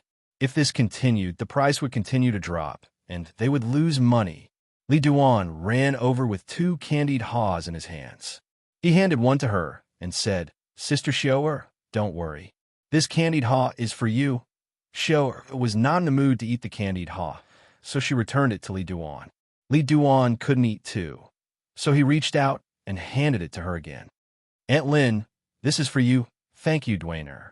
Lin Wanru didn't refuse. She took the candied haw and gently took a bite. She looked at Xiao and said, "Don't worry. You'll know tomorrow." Li knew that there was still someone who understood him. The 60% discount was actually a critical point, and this had been proven in the future. Not everyone had the patience to wait for half a month. The discount price seemed very tempting, but in fact, before that, all the goods would be sold out at around 50% off. In fact, it was up to the merchants themselves to decide whether the goods were sold out or not. At that time, the Lin family had quickly opened up the market in Lu province. They used some marketing tactics from time to time. The Lin family ate the meat, while the Lu family and other families could only drink the soup. When they were in Feng province, he had already taught Miss Lin about these tactics. If she hadn't been busy learning how to be beautiful from Rui, she wouldn't have had to do it herself. She could have completely destroyed the Lu family. In comparison, the tactics he taught Xiao this time were very gentle. Two women walked out of a clothing shop in the Lin family. The woman on the left looked back and said, "That fairy dress is so beautiful. I must buy it when it's 50% off." The woman on the right smiled and said, "Great, I like it too. It'll be 50% off in 2 days, so we can buy 2 different sets. We'll come again on that day, sure." That's settled then. The next day, all the goods in the Lin family's clothing shops in Lu province were sold at 40% off. Early in the morning, when the sky was just beginning to brighten, the two women met again at the entrance of the shop. One of them looked at the other and said, "Didn't we agree to come together the day after tomorrow?" The other woman looked embarrassed. "I'm just here to take a look." The woman was silent for a moment before she asked, "Don't tell me you're going to snatch that fairy dress from me. I saw you looking at it for a long time yesterday." The other woman said unhappily, "What do you mean by yours? It belongs to whoever gets it first." Behind them, the crowd had already blocked the entire street. "Open the door. It's already so late. Open the door." "That's right. This is how you do business." Someone could not help but step forward and knock on the door. "Open the door. Open the door." One of the workers yawned and opened the door a little. When he opened his eyes, he was stunned. The next moment, he closed the door without hesitation. His face was filled with fear as he shouted, "Shopkeeper, something bad has happened. Someone wants to destroy our shop."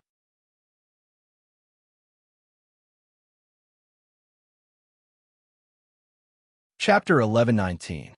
"Everyone, please line up outside. Don't push, don't push. There are too many customers. Please forgive us. The supply is limited. Each person can only buy 5 pieces at a time, 5 pieces at a time." Even though they were greatly understaffed, there were still a few workers maintaining order at the entrance of the clothing stores. Outside each store, there was a long line of customers. Even in the stores on both sides of the same street, the customers lined up together. 2 days ago, when the Lin family store reduced the price by 30%, many people were still in a wait-and-see state. After all, the price would be reduced by 10% every 2 days, and no one wanted to spend more money for nothing. But today, when the price was reduced to 60%, everyone couldn't sit still. Although after 10 days, they could buy the goods at the original price at 10% lower, the problem was before that. What if the goods they liked were bought by others? 60% was already an unimaginably low price. If they were one step late, the goods in the store would be sold out, and what was the use of 10% lower price? This led to the prosperity of several stores today. Inside the shop, the smiles on the faces of all the employees and stewards never disappeared. The depression and worry of the past few days were swept away at this moment. If there were as many customers tomorrow as today, they wouldn't even have to wait for the day when the price would be reduced by 50% and all their goods would be sold out tomorrow. This time, Xiao was in the mood to eat candied haws. She held a hawthorn and a fruit assortment in one hand, looked at her miss, and said happily, "Miss, you are really clever. How did you know that the customers today couldn't help it?" Only then did she know why her miss asked several stewards to urgently transfer goods to the neighboring states of Lu province a few days ago. She had been with her miss for so many years and had seen many scenes, but it was the first time she saw the scene where the whole city people were frantically buying. Ahem. Li coughed lightly. He was the one who told her this idea. How could it be her miss who was clever? Xiao took a bite of the assortment of candied haws, looked at Li and said, "We are family, Li. Don't be so stingy." If Li was stingy, he wouldn't have used such a violent method to open up the market. Although they could still make a lot of money from a price reduction, their ready-made clothes were cheap and of good quality. They were very popular in both the Qi and Jing kingdoms. They were always in short supply, and there had never been a time when they couldn't sell.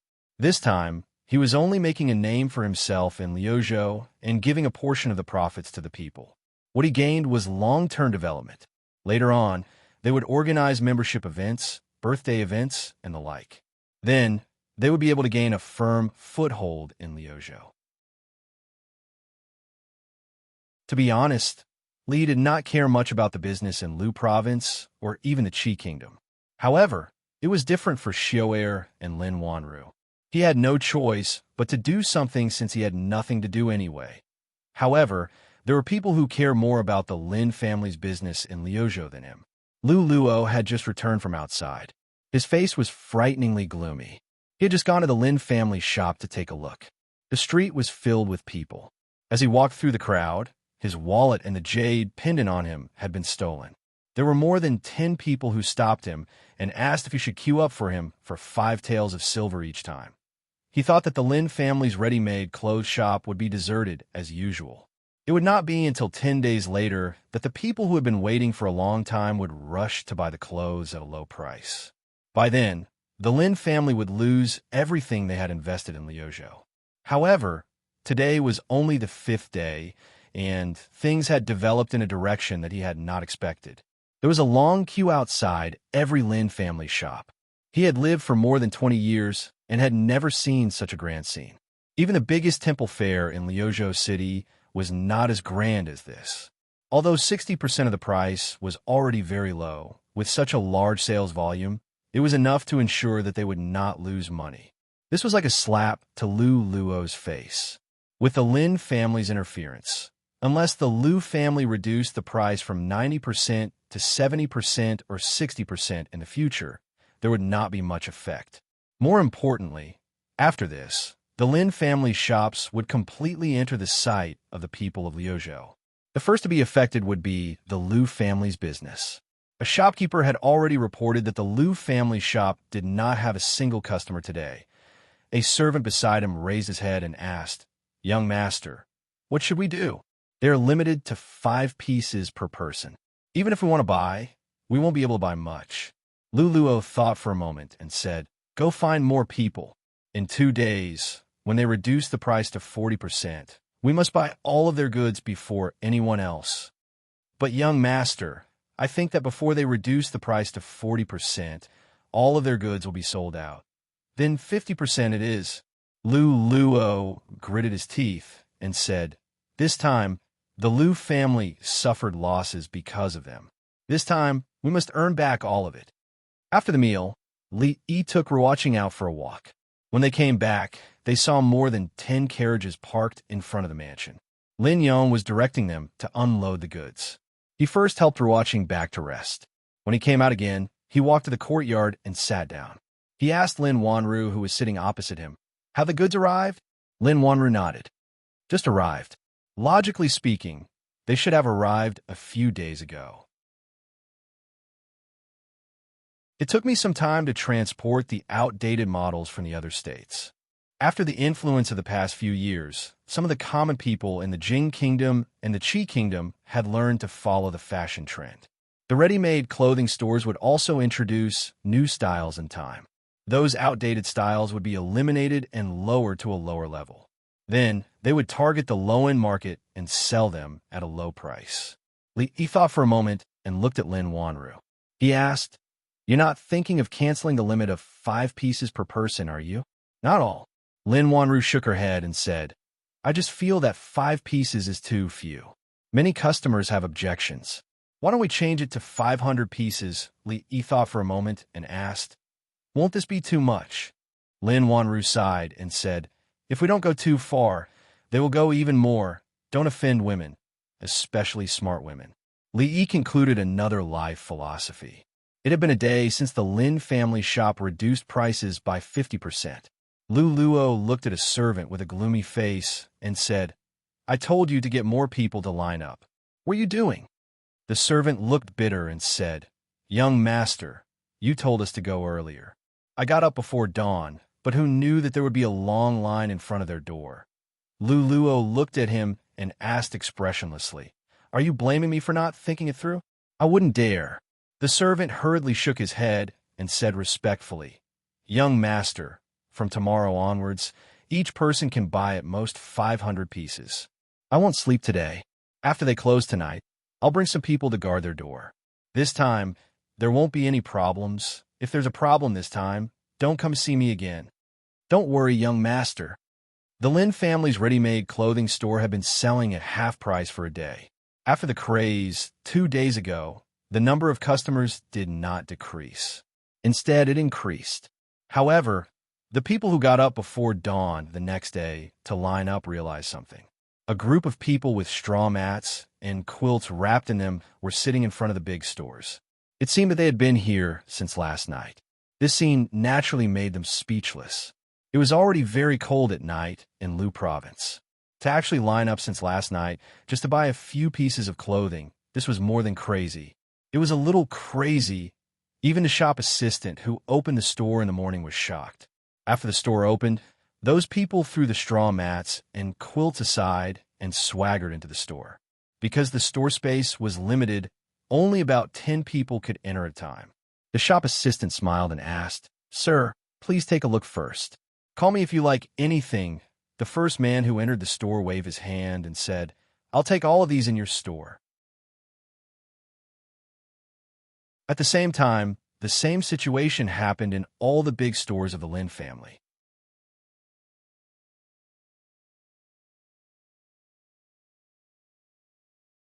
Chapter 11:20. "Sir, how many did you say just now?" The shop assistant was startled and asked with some uncertainty. 500.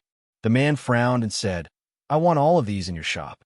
If it's not enough, I'll make up for it." The shop assistant looked troubled and asked, "Sir, if you want to buy 500 pieces, what about the customers behind you? What does it have to do with me?" The man looked at him with dissatisfaction and said angrily, "Hurry up. My time is precious." "Sir, cut the crap. Are you selling or not?" "Yes." A steward came over and nodded heavily. He ordered the people behind him, wrapped them all up. After that, he pointed to another person, "You go and urgently transfer a batch of goods from the warehouse." The clothes in the shop were quickly packed and valued. Another shop assistant moved the new goods from the warehouse and hung them up again. A shop assistant walked to the second person and said, "Sir, please take a look first. No need." The man waved his hand and said, "Pack them all up and make up for 500 pieces." The steward hesitated for a moment and said, "Sir, if you pack them all up, we won't have any stock in the shop. That's none of my business." The man shook his head and said, "Since you're open for business and you've set the rules, I want 500 pieces. Not one more, not one less. Just tell me if you're selling or not." The steward looked at him and thought for a moment. He nodded and said, "Yes." Some customers behind them were dissatisfied. "What's wrong with you? You bought all of them. What should we do?" "Yes, you're not following the rules. Shopkeeper, you can't sell them to him." Hearing the objections of the customers behind them, a few strong men stepped forward and asked, "Who said we're unreasonable just now?" As the few of them stepped out, a terrifying aura pressed down on them. These people were obviously in cahoots. The few people who spoke just now immediately shut their mouths. The man turned around and said, "What are you waiting for? Pack them up." Outside the shop, the people who were still waiting in line were already in an uproar. What are they doing inside? Why haven't they come out after so long? Those inside, hurry up. There's so many people waiting outside. The crowd was in an uproar for a long time before the manager came out again and said apologetically, "I'm really sorry, everyone. All the stock in this store, including a batch of goods that were urgently transferred from the neighboring province, have been bought by the previous customers." A shop assistant came out and placed a sign that read "Sold Out" at the entrance of the hall. There was a moment of silence in the crowd, followed by a monstrous uproar. "What is this? We came here before dawn to line up, and now you're telling me there's no stock." The shelves were full just now. There were only a few people in front, but they've all been bought out. Who are they trying to fool? Amidst the excitement of the crowd, someone moved the huge box out and onto a carriage that had been prepared in advance. "I know that man. Isn't he a steward of the Liu family?" Someone suddenly exclaimed. "That's impossible. The Liu family has their own clothing store. Why would they buy it here? What's impossible about that? If it were me, I'd do the same. Anyway, the things here are cheap. If we buy them and sell them at a higher price, we'll make a huge profit. The Liu family is so shameless. When did the Liu family stop being shameless? It was not difficult to guess the Liu clan's plan. The people who had woken up early to line up, only to be fooled in the end, felt indignant. However, due to the Liu clan's influence in Liuzhou, they did not dare to argue with them. They could only curse in their minds. Someone looked at the steward and complained. Yesterday and a few days ago, we had 5 pieces per person. If 5 is too little, you could have changed it to 10. Now, the Liu family has taken all of them. What should we do now? The steward comforted them and said, "Don't worry, everyone. Our store will release a new batch of ready-made clothing in the near future. By then, the price of the old clothes will be reduced by 60%. You're welcome to buy them." Although the crowd was still dissatisfied, they could only disperse after hearing the steward's explanation. Although they didn't manage to buy them today, they would be able to buy them at a slightly lower price in a few days, so their efforts wouldn't be in vain. They could only blame themselves for not coming earlier. Even if they had come 1 or 2 days earlier, they wouldn't have ended up like this. Of course, they also had to blame the black-hearted Liu family. In order to make money, they actually used such shameless means. Only a fool would buy clothes from the Liu family. However, the new ready-made clothing from the Lin family was worth looking forward to. The new ready-made clothing that hadn't been released yet, but Li Yi had already seen it. The style of the clothes was designed by him and Zhe Mo together. After the first batch was produced, Rui, Zue, Mo, Ruoqing, and Lin Wanru had personally tried them on. They were of various styles, which really made him feel addicted. Unfortunately, Rui didn't seem to be very interested in the new clothes. She usually wore plain clothes, which hadn't changed over the years. As expected, the Liu family really bought a lot of goods. However, what they didn't know was that those were all old and outdated goods. The sales of their ready-made clothes had always been very good. These outdated goods were temporarily put together by countless stores in several states. If it was in a big city like the capital or Qing, in prefecture, people with a little bit of status would be laughed at if they went out wearing such outdated clothes. Those goods used to be sold at 20% or 30% off, but now they could be sold at 50% off.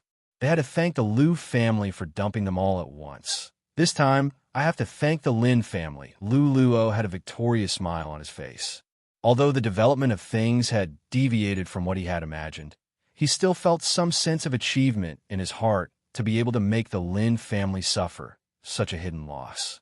The head of the Liu family walked in from outside. Lu Luo smiled. "Father, don't call me father." The middle-aged man looked at him with a sullen face. The reputation and credibility that the Liu family has accumulated for hundreds of years were almost destroyed in your hands. This is all because of you. The smile on Lu Luo's face froze. "What did I do?" "Tomorrow, reduce the price of those goods you robbed by 20% and sell them cheaply. This way, we can still save some of the reputation of the Liu family." The head of the Liu family looked at him with disappointment on his face. He waved his hand and said, "From today on, you don't have to worry about the business of the Liu family anymore." Lu Luo was shocked and anxious. "Father," the head of the Liu family shook his head. "You are not suitable to do business. The one in the Lin family is much more powerful than you and I can imagine. No wonder the third prince is so protective of the Lin family. This time, he even personally sent a letter to the provincial governor, asking him to take care of the business of the Lin family in Lu province." The third prince personally wrote a letter? After a while, Lu Luo's face turned pale and he slumped on the chair. The Lin family, Lin Wanru. He clenched his fists and gritted his teeth so hard that they almost broke. After a while, he stood up slowly and said in a hoarse voice, "Come, Brother Fong, when are you free? Teach me a few moves." In a shop, Lin Yong sat next to Fong. After thinking for a long time, he finally spoke. On the surface, the Liu family didn't seem to be doing anything. However, in the past few days, there had been people coming to the shop to make trouble. It was probably their last resort. He knew that he had some skills. However, after interacting with Fong recently, he deeply realized how big the gap between them was. Before Fong could answer, the shop suddenly became quiet. Lin Yong turned around and saw several people walking in. The person in the lead was an extremely tall and muscular man. He and Old Fong were already tall and muscular enough, but this person was actually a head taller than the two of them, and a size more muscular. If they were called big men, then this man could only be described as a giant. Who was in charge here? The giant man asked loudly as soon as he entered the shop. His voice was rough. Fong stepped forward and walked up to him, saying, "I am." Fong was very tall, but standing next to the giant man, he looked like a little bird. Of course, he was the bird. The giant man looked down at him and said, "You should pay the shelter fee for this month." Fong looked at him and asked, "Shelter fee?" "Yes." The giant man continued to look down at him and said, "All the shops on this street have to pay the shelter fee every month if they want to operate safely. This is the rule. Didn't you ask about it when you opened the shop?" Fong looked up at him, thought for a moment, and asked, "What if we don't pay?" "Don't pay." The giant man sneered, grabbed his collar, and slapped the shelf next to him. The shelf suddenly shook. The giant man looked at him and said in a cold tone, "Do you know that a person like you, I alone, can pa?" Fong also slapped the shelf. The shelf didn't shake much, but when he took his hand away, there was a handprint on the shelf. He looked up at the giant man and asked, "What can a person like me do?" Looking at the deep handprint on the shelf, the muscles on the giant man's face visibly twitched. "Big brother, which gang do you work in?" He let go of Fong's collar, gently helped him smooth the wrinkles on his clothes, and said with a smile, "An expert like you can beat 10 of me."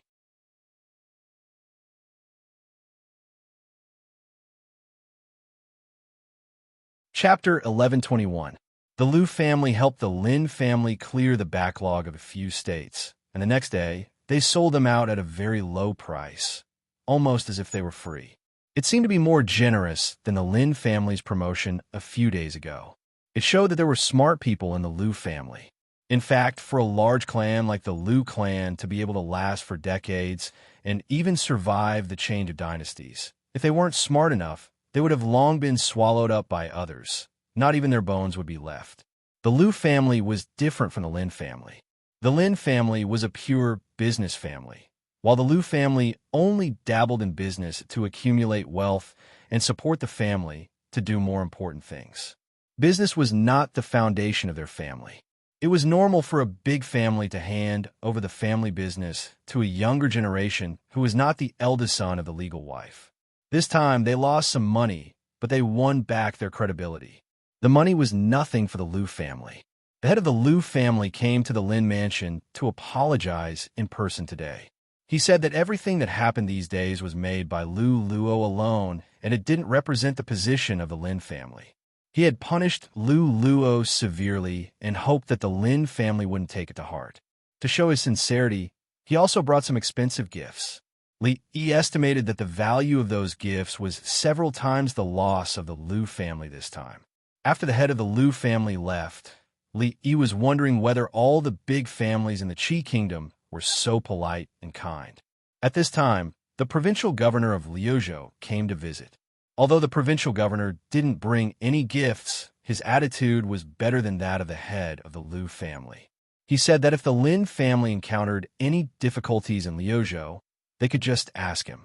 As the governor of Liuzhou, he would never let the Lin family suffer. Li didn't believe that the head of the Liu family and the provincial governor came to show goodwill to the Lin family because they had nothing better to do. There must be some other reason. Lin Wanru walked over and sat opposite him. She said, "These years, almost every time the Lin family went to a province, it was like this. Every time we go to a province to expand our business, the third prince will personally write a letter to the provincial governor of that province. Among these people, there are people who are originally on the third prince's side, and there are also people who are not willing to offend him for these things. Thus, in the past few years, we have traveled all over the Qi kingdom without meeting any major obstacles."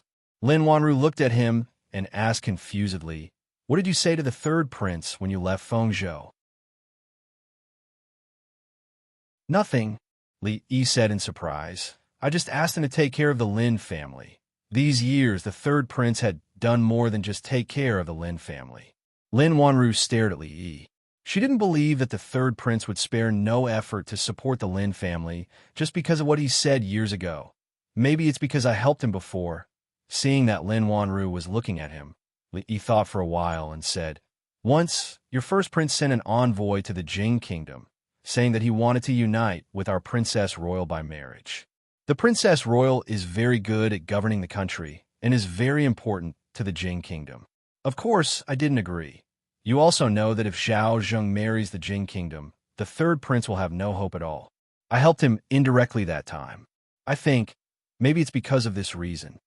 In detail, Li Yi and Zhao Yi weren't considered friends. Back then, Zhao Yi brought a group of subordinates to humiliate the Jing kingdom, but Li Yi returned the favor. However, not only did Li Yi not hate him, but he treated him with respect everywhere. This was a person who truly did great things. Zhao Yi was really a person with charisma. Even though they were enemies, Lin Wanru couldn't feel any hatred toward him. He had helped the Lin family so much, and he had helped himself so much, but Lin Wanru couldn't do anything for him. To be honest, Li Yi felt a little guilty. Lin Wanru thought about what he said just now and suddenly asked, Princess Royal is not only important to the Jing kingdom, but also to you, Li Yi looked at him and was stunned for a moment. Then he said, Yes, very important. We are best friends. Lin Wanru looked at him and suddenly asked, Am I your friend? Lin Yong was originally passing by the two of them, but when he heard these words, he suddenly stopped in his tracks. Then he turned around and looked at him with worried eyes. Young Master Li's answer was simply not using his brain. If he answered yes, then Miss Lin and the Princess Royal of the Jing Kingdom were both his friends. He just said that the Princess Royal was his best friend. Didn't it mean that in his heart, Miss Lin was not as good as the Princess Royal? If Miss Lin was unhappy because of this, all the efforts he had made before would be in vain. If he answered no, it meant that he only regarded Miss Lin as a steward. Wouldn't Miss Lin be even angrier? He showed an extremely worried expression on his face. No. He shook his head decisively. Lin Yong was stunned and couldn't believe his ears. Lin Wanru's expression didn't change much. She looked at him and asked doubtfully why. If it's a friend, it's not easy to make a move. He looked at him and thought for a moment. He asked, If you can't get married in the future, will you really not consider living with me? Lin Yong sighed and shook his head. He turned around and left. Brother Fong was right about one thing. It was something that was set in stone. He shouldn't worry about it. The young miss never asked others if they were friends. Brother Li was also very skilled in dealing with her. There was really no need for her to worry about the matter between the two of them. The only thing he was worried about was that although Li said it in a joking tone, Miss Rui was standing behind him. Would she be unhappy when she heard it? In fact, as soon as Li said that, he realized that he had made a mistake. He said that Emingzu was his best friend. If Lin Wanru asked him if she was his friend, he wouldn't be able to answer this question. He didn't expect that she would actually ask. Fortunately, Li Xian wasn't here. Otherwise, things would be more troublesome. Fortunately, he was quick to react and used this half-joking, half-serious tone to resolve the awkwardness. As expected, a smile appeared on Miss Lin's face. Li Yi once again felt that he was very quick-witted. Lin Wanru looked behind Li Yi and smiled. Rui. Li Yi's expression froze. He only felt a chill on his back. There was no movement behind him for a long time. He finally breathed a sigh of relief. He thought that he was actually scared by such an old-fashioned trick. It was really. A pair of hands were placed on his shoulders, followed by Rui's pleasant voice. Is it easy to lay hands on my wife's younger sister? If I can't get married in the future, should I consider sleeping with you? It had been a long time since Li Yi had flipped a car. Since things had developed to this point, it was useless to be smart. He could only rely on his strong desire to survive. He stood up and walked in the direction of Lin Yong. He asked, What did you want to discuss with me just now? Let's talk inside. Nothing. Lin Yong looked at him and said, I have something to discuss with Fawn. I'll leave first. Lin Wanru stood up and walked over. She held Rui's arm and said, I saw a set of clothes today. It suits you very well. I brought it back. Let's try it on in a room. Facts proved how important it was to have a qualified wingman in a battle. Some seemed to be wingmen, but in fact they were spies arranged by the opponent in their own camp. When you were up, down, left, and right, they would aim their machine guns at your engine. Li decided to entrust Fong to educate Lin Yong. Fong had just pulled Lin Yong to sit down when someone walked in from outside and said loudly, Lin Yong, where's Miss Lin? Lin Yong turned around and looked at the fat man who walked in. He said in surprise, Fatty Qian, why are you here? Don't mention it. My father asked me to come to Liuzhou to expand my business and learn more from Miss Lin. The fat man said. He looked at Li Yi with a trace of doubt on his face. He suddenly asked, Brother, have we met somewhere before? Li Yi turned to look at Lin Yong and asked, Do you have a copper coin? Although Lin Yong was surprised, he still searched his body and found a copper coin.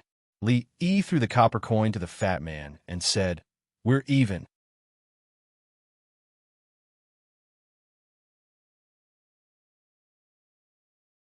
Chapter 1122. Li Yi had a deep impression of this young man named Qian Duo. Ever since he came to this world, he had only worried about money twice. The first time was when he first arrived at Willow Leaf Village. In order to feed his family, he ran around every day and tried all kinds of methods. The second time was when he was in Fengzhou. Mississippi Lu was injured. They were penniless and needed tens of thousands of taels of silver to buy medicine. Fortunately, they survived both crises safely. The first time was because he thought of many ways to make money, including selling paintings, candied fruits, and Rui nectar. The second time was because he met the Boy of Wealth. The Boy of Wealth. If Qian Duo hadn't been so generous, he wouldn't have had so much money to buy those precious herbs. Mississippi Lu's illness wouldn't have recovered so quickly. Even though they had exchanged the goods and money at the time, Li Yi still owed him a copper coin in cash. He owed him for 5 years. He didn't like to owe favors, especially to men. He didn't like to owe money either. At first, Qian Duo only felt that the young man was familiar. Although he had never seen him before, he felt a sense of familiarity at first sight. It seemed that they had known each other for many years. Until he heard his voice, until he caught the coin. He finally understood that the person in front of him was the brother who had a great impact on his life and pulled him from the wrong path to the right path. In this life, there were two people who had a great impact on him. The first was his father, who had given birth to him and raised him. He had taught him how to be a qualified businessman. The second was the brother in front of him. He had helped him regain his confidence when he was at the lowest point of his life. He had helped him find the direction of his life. From then on, he had stepped into a new world. He sat down opposite Li Yi and looked at the copper coin in his hand. He thought for a moment and suddenly asked, Brother, have you heard of the saying 9 out and 13 back? In a pawn shop, the pawn shop would only pay 9 taels for an item worth 10 taels. 3 months later, the pawnbroker would have to pay 13 taels to redeem the item, which was called 13 return. What Qian Duo meant was that when he owed them, it was 1 copper coin. 5 years later, it would be more than 1 copper coin. Li looked at him and asked, Do you know what happens when Fatty falls from a building? Become what? Qian Duo shook his head in confusion. Damn Fatty. After Li Yi explained it to him, he looked at Qian Duo again and asked, Have you heard of the 9 out and 13 returns? Qian Duo shook his head. Never heard of it. The relationship between the Lin family and the Li family was only known to a limited number of people. However, the relationship between the Lin family and the Qian family was known to almost everyone in the Qi kingdom. It was not clear to outsiders whether the Lin family or the Qian family was wealthier. In any case, there were not many families that were wealthier than both of them. Starting from a small Feng state city, the Lin family and the Qian family had been supporting each other for the past few years. To be precise, when the Lin family was still a small family, the Qian family had started to use their family's resources to support the Lin family. Later on, the two families advanced side by side and benefited from each other. Step by step, they became the two giants in the business world of the Qi Kingdom. Feng State, where the Lin family was located, was Zhao Yi's territory. Back then, Li Yi had only asked him to take care of the Lin family. He did not expect him to be so honest. In just a few years, he had pushed the Lin family to where they were today. The Qian family had contributed a lot to this. Li Yi had long heard from Lin Wanru that the Qian family had provided a lot of support to the Lin family from the beginning. The god of wealth, Qian, lived up to his reputation. 5 or 6 years ago, he had made his business the largest in Feng State. In recent years, he had followed the third prince to the capital and made his business the largest in the Qi Kingdom. Even the current Lin family was not as rich as the Qian family. As the only son of the god of wealth, Qian Duo naturally attracted a lot of attention. However, what attracted the most attention was not the background of the Qian family, nor was it his extraordinary talent in business. It was the fact that every time he went to a place, the local scholars would tremble with fear. Some of the more famous ones would even avoid him and not appear within a 10-mile radius of him. On the contrary, the brothels all over the country were especially welcoming to him. This was not only because he was generous and often spent a lot of money, but also because he was acquainted with the legendary #1 scholar in the Jin Kingdom. This matter had become a common knowledge in the Qi Kingdom. Qian Duo had once become famous in the Qi Kingdom because of more than 10 excellent poems. Although it was later found out that those poems were written by someone else, this someone was not just any random person. He was the #1 scholar in the Jin Kingdom. His poems were not only widely spread in the Jin Kingdom, but also known by everyone in the Qi Kingdom. Zhao Xiuwen, the sage of poetry in the Qi Kingdom, once said bluntly in public, "Today, there's only one stone. Li alone has 8 stones. I have 1 stone, and the whole world has 1 stone." Although the possibility of Zhao Xiuwen boasting after drinking could not be ruled out, for Zhao Xiuwen, who had always been extremely conceited about his talent, to say such words, it was clear to see how much he admired the #1 scholar in the Jin Kingdom. Moreover, almost every scholar in the Qi Kingdom had a copy of Li Yi's book of poems. Before someone could produce more poems than him, and of better quality, no one had the right to refute Zhao Xiuwen's words. Of course, this had nothing to do with Qian Duo, because his poems were all given to him by others. In the beginning, many scholars expressed an extremely disdainful attitude towards this, labeling Qian Duo as a big idiot, a plagiarist, and shameless. Later on, for some unknown reason, no one dared to say such things. Now, in the hearts of scholars, Qian Duo was no less than a demon that could stop a child from crying at night.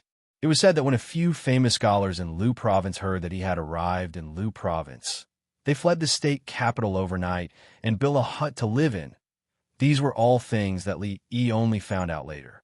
In the end, Qian Duo did not dare to play the game of 9 out of 13 returns with him. He was discussing something with Lin Wanru on the other side. Lin Yong looked over there, and after a moment, he retracted his gaze, shook his head, and said, "This young Master Qian is really strange." Feng also looked over there and said in surprise, "What's strange? Other than being a little fat, what's strange about him?" "You don't know." Lin Yong looked at him, shook his head, and said, "At that time in Feng Province, young Master Qian had always been the target of ridicule by scholars. Everyone looked down on him, and he could be said to be the joke of Feng Province City. Later on, I don't know what happened, but when those scholars saw him, they were like mice seeing a cat. When they walked, they would hide. His entire personality seemed to have changed. In the past, he hated scholars the most, but now, wherever there was a poetry meeting, wherever there was a scholar, he would go. Generally speaking, a person's personality wasn't the same, but it wasn't without reason that it would change at will. Suffering a major setback or encountering a major turning point in life would lead to a sudden change in personality. Or he met a life mentor who pointed out the direction of his life and lit a lamp to illuminate the road ahead. Li Yi did not know why Qian Duo's personality had changed like this, but looking at him now, it was much better than being bullied and swallowing his anger. As for the sudden change in the scholar's attitude towards him, he did not know whether it was related to other things. In the early years, Lin Wanru would occasionally write to him, and she would mention some strange things in Phong Province City. For example, a famous scholar was found naked in the street in the morning, wearing only a crotch cloth. His nose was bruised, and his face was swollen, and his body was full of footprints. That was not all. During that time, the overall quality of the scholars in Phong Province City had declined. Almost every day, scholars who visited brothels and did not pay were caught in public at poetry meetings. It was not uncommon for scholars to abandon their wives and children, and their first wives and children came to find them. Even scholars with the highest quality were like this. In recent years, Zhao Yi only cared about fighting for the throne and neglected the management of Phong Province, running naked in the street, visiting brothels without paying, abandoning his wife and children. The moral degeneration of the world, the moral degeneration of the world.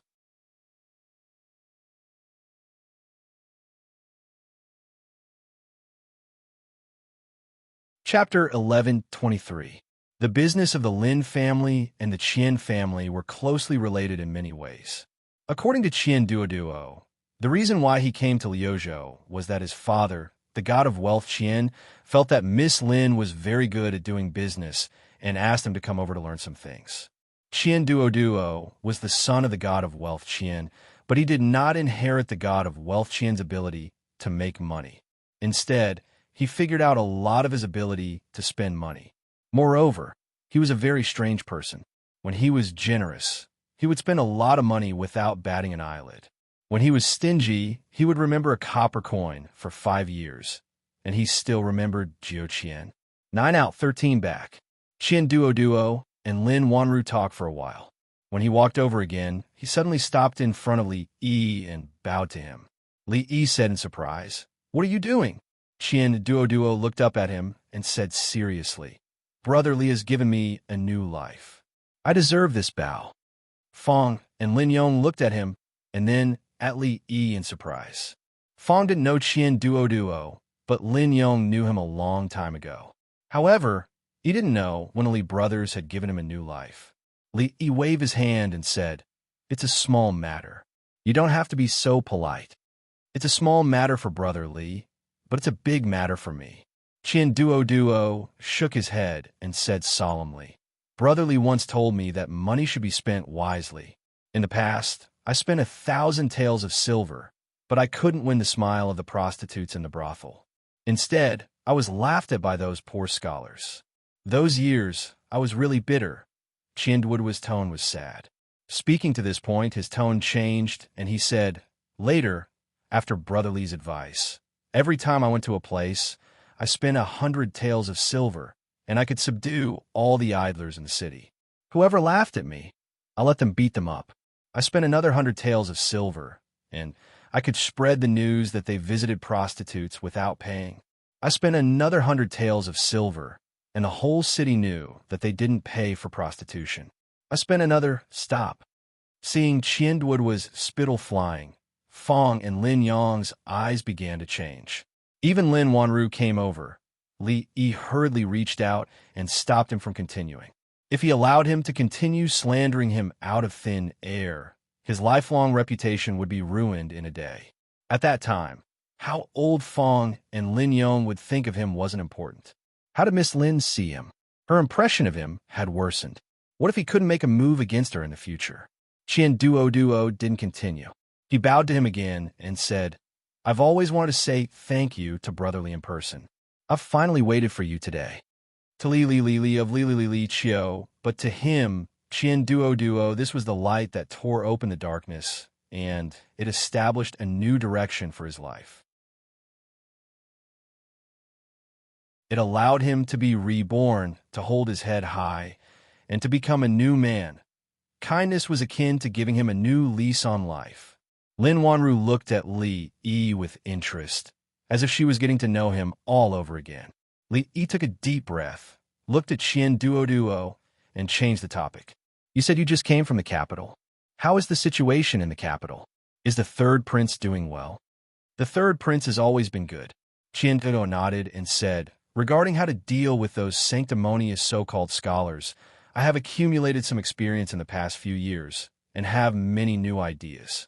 Brotherly, do you want to hear them? No, I'm not interested. He shook his head and said, why don't you tell me the situation in the capital in detail? How is the fight between the third prince and the first prince going? Qian Duo was very regretful. He was very experienced in dealing with those sanctimonious beasts in human clothing. Brotherly was clearly his bosom friend, his guide, but he had to say these words that went against his heart. He could only sigh and say, the third prince and the first prince should be evenly matched right now. The information that Li Yi got from others was naturally not as good as Zhao Yi's. Although the god of wealth Qian was not an official, Zhao Yi had countless counselors around him, but no one could replace the god of wealth Qian. He was Zhao Yi's god of wealth. Whether it was governing the country or rebelling, he could have no one by his side, but it was impossible for him to have no god of wealth Qian. Even Li Yi admired Zhao Yi's accuracy in judging people. Not only was he accurate, but he was also good at using people. He could use his charisma to make those people loyal to him. Since ancient times, those who achieved great things all had this quality. Although Li Xian was the emperor of the Jing kingdom and the master of the most powerful country in the surrounding area, he was far behind Zhao Yi in terms of personal ability, governing the country, and using people. However, Li Xian also had his charisma. His charisma was foolishness. This kind of foolishness was fully revealed when he broke into the king of Shu's mansion alone and slapped Qin Yu in the face, and when he violently beat up the king of Shu with him in front of the civil and military officials. However, a fool had a fool's luck. Therefore, his life was smooth, and he easily reached the peak of his life. Compared to a smart person like Zhao Yi, Li Yi preferred the foolish Li Xian. Zhao Yi was indeed very capable. This ability was shown when he was young. He managed the remote Feng province into a prosperous place, second only to the capital of the Qi kingdom. He had countless talents around him. Although he was not the crown prince, he had won the support of more than half of the officials in the imperial court. He could compete with the crown prince for the supreme position. It could be said that the current him was the most dazzling star in the night sky of the Qi kingdom. Most of the younger officials in the imperial court and officialdom of the Qi kingdom had been recruited by Zhao Yi. Due to several incidents, the first prince had lost the support of the people. However, the crown prince was still the crown prince. He still gathered a group of conservative old officials around him. Although the number of people was smaller, each of them held a high position and held great power. Their influence was more or less balanced with the third prince's. Nowadays, the emperor of the Qi kingdom was no longer involved in the affairs of the imperial court. The first prince was in charge of the affairs of the imperial court, while the third prince exercised the power of supervision. Both sides competed with each other. Whenever one side lost its balance, the emperor of the Qi kingdom would step in and intervene until the balance was restored. When Li Yi learned about these things from Qian Duo, he had a rough idea of the emperor of the Qi kingdom's thoughts. The emperor was balancing the powers in the imperial court. As long as one side was too powerful, the emperor might not live to the day he died of old age. He was also sharpening his blade. It did not matter whether Zhao Yi was the blade or Zhao Zheng was the blade. Both of them had scruples. Only when they had scruples could they grow. From the standpoint of the entire Qi kingdom, no matter who became the emperor in the end, their growth would be beneficial to the Qi kingdom. This was different from the former emperor. The former emperor would personally sweep away all obstacles for Li Xian, stabilizing the country and intimidating foreign enemies. Then, he would hand over this great land to him in one piece. As for the former emperor himself, he would not be able to see the empire he had conquered. The emperor of the Qi kingdom was a successful emperor. So was the former emperor. Under his leadership, the power of the Jing kingdom had reached the pinnacle since the founding of the kingdom. The prosperous era under the rule of Li Xian was just a continuation of the previous prosperous era. However, unlike the emperor of the Qi kingdom, the former emperor was not only a good emperor, but also a good father. If things were really as Li Yi had predicted, the balanced situation in the Qi Kingdom, barring any accidents, such as the sudden death of the Emperor of the Qi Kingdom, Zhao Yi's rebellion, or Zhao Zheng's rebellion, would still be maintained for a long time. At the side, Qian Duoduo turned to look at Lin Wanru and said, "Sister Wanru, please teach me a few more tricks to do business. Otherwise, if my father asks about it, I won't be able to answer to him." Lin Wanru smiled and pointed at Li Yi. She said, "You should ask your brother Li. He knows more than I do. He definitely won't let you down." Miss Lin had been spending all her time learning from Mississippi Lu recently on how to become a young fairy. Naturally, she had no time to teach Qian Duoduo. They were all friends. When a friend was in trouble, Qian Duoduo would be willing to sacrifice himself, much less stand up for him. Li Yi looked at Qian Duoduo and said, "In this world, there are actually many things that are common. Whether it's doing business, going to war, or fighting for the throne, there are many things in common that can be learned from. Let's take the third prince and the eldest prince's fight for the throne as an example." 2 hours later, Li Yi looked at him and said, "Conspiring and sowing discord. These methods can not only be used in the fight for the throne. In fact, with a little flexibility, they can also be used in the battle for business." Hearing this, Qian Duoduo was startled. He said, "The third prince and the eldest prince didn't use these methods in the fight for the throne." Li Yi was startled. He waved his hand and said, "They didn't use them. They didn't use them." Qian Duoduo nodded and said, "It's a pity. If they had used them, I would be able to answer to my father when I return." Li Yi looked at him for a long time. He sighed and said, "Duoduo." Qian Duoduo raised his head and looked at him. "Let's not talk about doing business or fighting for the throne." Li Yi shook his head and said, "Tell me, what good methods do you have to deal with those sanctimonious beasts in human clothing?" Hearing this, Qian Duoduo immediately became excited. "Let me tell you."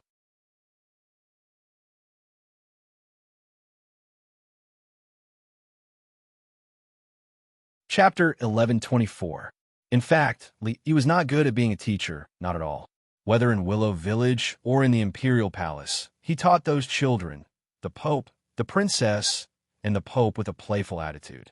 Apart from Qian Duoduo, the only person who could make him break down knowledge and feed it to him bit by bit was Li Han.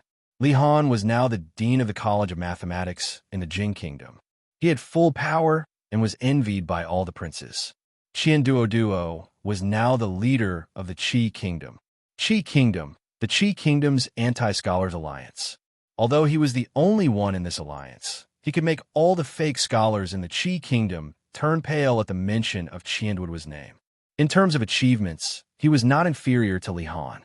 If he wrote a book named 99 Ways to Deal with a Hypocrite, How to Slap a Hypocrite in the Face, and 100 Ways to Slap a Face of the Qian family, it might sell well in the Qi Kingdom and Jing Kingdom.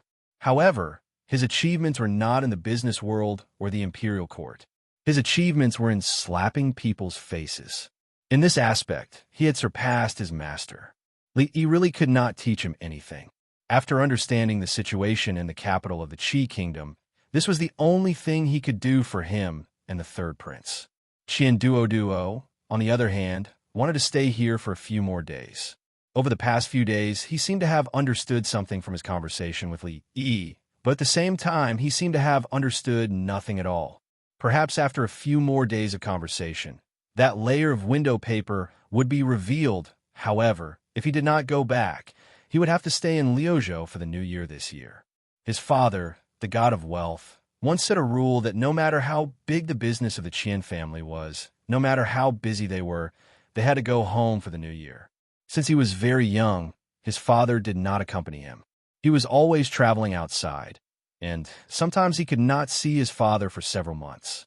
However, every New Year's Eve, the Lantern Festival, the Mid-Autumn Festival, and the Double Ninth Festival, his father would always appear without exception. Both his parents were in the capital. If he did not go back before the new year, his father would definitely break his legs. Brotherly, Sister Wanru, goodbye. Qian Duoduo sat in the carriage and waved to the back with a look of reluctance. He didn't have many friends, and he didn't have any like-minded friends. Those people surrounded him either for his money or for his money. For this reason, he didn't know how many people flattered him. Listening to them made him feel a little nauseous. His appetite was greatly reduced, and he hadn't put on weight for several years. He casually waved his hand and walked back to the courtyard. After communicating with Qian Duoduo in depth, he realized that there really were people in this world who were even more foolish than Li Xian.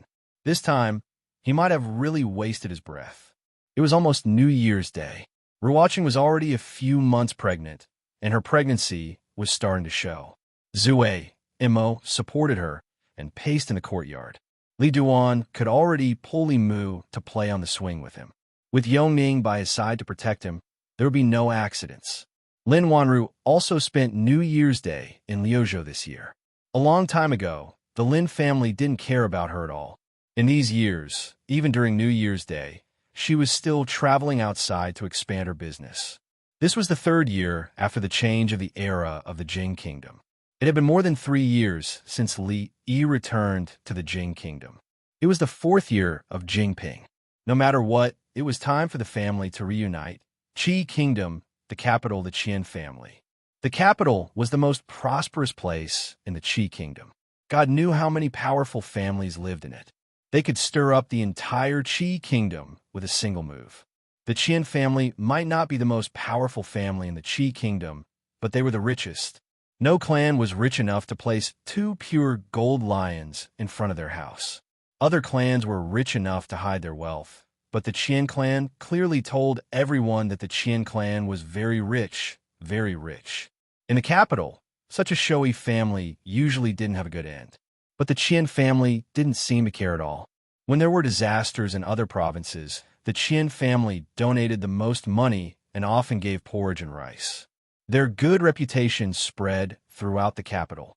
In recent years, not only were they not suppressed, but the gold lions in front of their house were getting bigger and bigger. When Qian Duoduo stepped into the house, he heard a dissatisfied voice. The god of fortune Qian walked out of the hall with a big belly and glanced at him. You still know to come back. It's New Year's Eve in 2 days. Qian Duoduo walked over and said, I'm learning how to do business from Sister Wanru. I accidentally delayed it. The god of fortune Qian snorted. If you have half of Miss Lin's ability, I can die in peace now. Qian Duoduo hurriedly said, Father, don't die so early.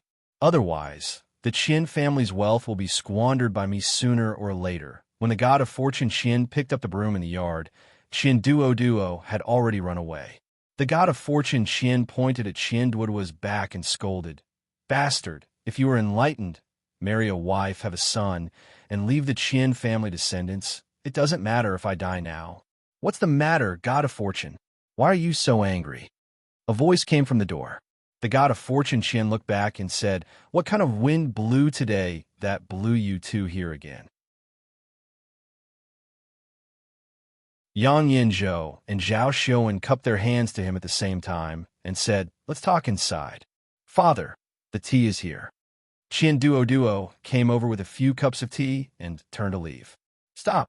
The god of fortune Qian glanced at him and said, If I die, the Qian family will be handed over to you. You just stand here and listen. Learn more from the 2 adults. Qian Duoduo scratched his head. Father, didn't you not let me learn from those scholars? You said that they only rely on their words and have no ability. Sister Wanru alone is worth thousands of them. Shut up. The god of fortune Qian glared at him, looked at the 2 people in front of him, and said, What orders does the 3rd prince have this time? Yang Yinzhou and Zhao Xiuan's expressions were calm. They were used to this young master Qian talking like this. When it came to making money from doing business, the 2 of them added up. Thousands of them might not be as good as the god of fortune Qian and Miss Lin. Although the entire Qi kingdom only had 1 Miss Lin, they still couldn't refute it. Zhao Xiuan coughed lightly and said, It's like this. Recently, when His Highness sent people to check the accounts of the Ministry of Revenue, he found some problems in some places. He suspected that the accounts of the Ministry of Revenue had been tampered with. However, the method of the person who made the accounts was really clever. His Highness sent people to check several times, but they didn't find any more clues. Yang Yinzhou continued. It's certain that there is a problem with the accounts of the Ministry of Revenue. They're so careful to hide it. There must be a bigger problem. The minister of the Ministry of Revenue is the Crown Prince's man. If we can take this opportunity to bring him down, it will be like cutting off one of the Crown Prince's arms. If we can take this opportunity to help our people get promoted, it will be of great help to His Highness. The god of fortune Qian looked at them and asked, "You want me to help check the accounts?" Yang Yinzhou and Zhao Shuan nodded at the same time. The god of fortune has a discerning eye. Anything related to money, no matter how strange it is, can't escape your eyes. I got it. The god of fortune Qian nodded and said, "Now His Highness and the Crown Prince are evenly matched. The courtiers on the Crown Prince's side are deeply trusted by him and are loyal to him. It is impossible for them to be used by me. Every time one of them is removed, their power will be weakened. The position of the Minister of Revenue is special. If, as the god of fortune Qian spoke, he glanced at Qian Duoduo, who was next to him, tilted his head and curled his lips. He was still talking to himself. It seemed that he was quite disdainful of this. He was angry and said angrily, "What are you talking about? Come on, I won't say it. You say it." Qian Duo was stunned. "What did I say? You don't know anything. Why don't you listen to me?" The god of fortune Qian couldn't help but kick his butt. "Do you think that it is enough to do business? There are many ways to do it. You don't know anything about the affairs of the court. How can I trust you to take care of the Qian family? Father, why don't you understand this truth?" Qian Duo shook his head and said, "In this world, in fact, many things are common. Doing business, fighting, or fighting for the throne, there are many common points that can be used for reference. Take the third prince and the first prince fighting for the throne as an example. In fact, this is the same as doing business. Isn't it just robbing people from each other? It is not so difficult." When Qian Duo said this, his tone suddenly paused. He waved his hand and said, "Why am I saying this? You continue. I will listen carefully."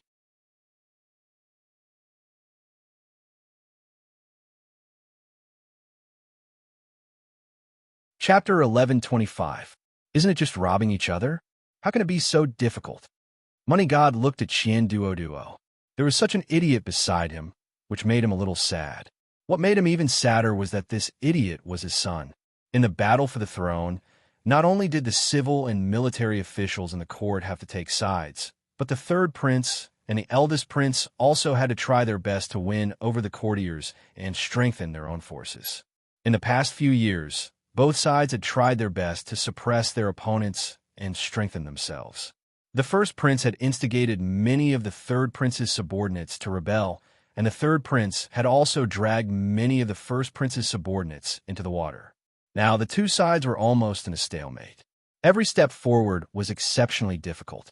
The third prince had countless counselors under his command, but they had not been able to expand the advantage. How could Qian Duo speak such arrogant words? Money God was so angry that he laughed.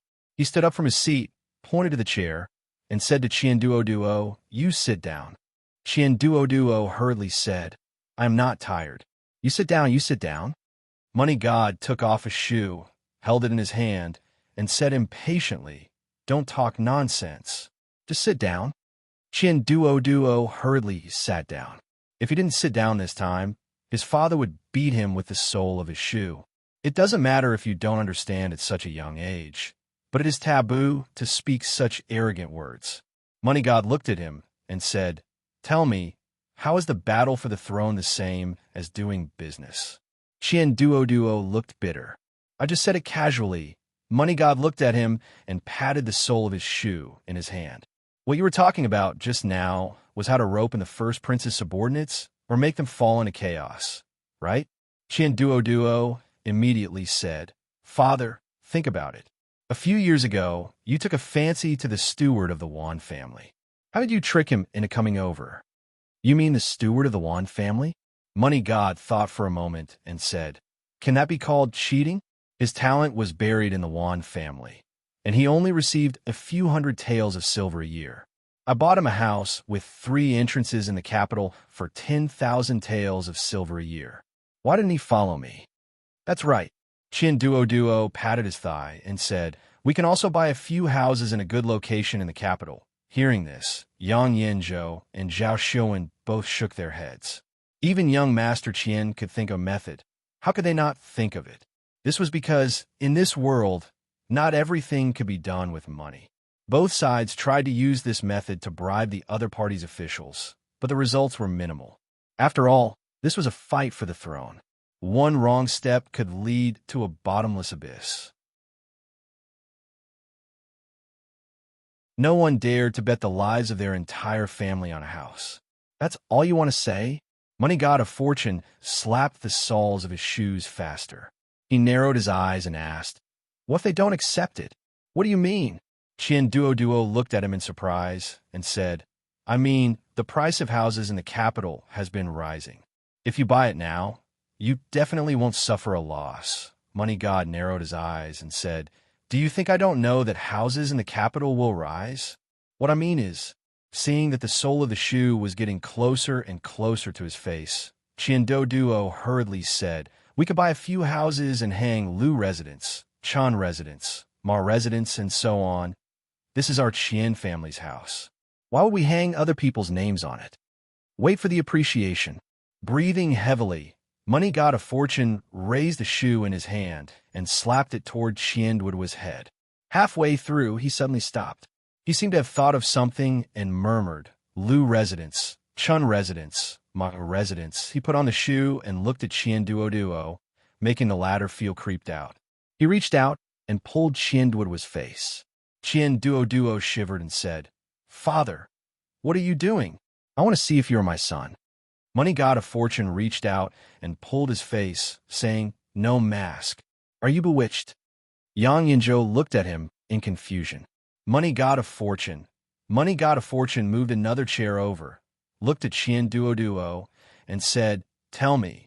They looked at Qian Duo again. You scholars, how can you be so stubborn?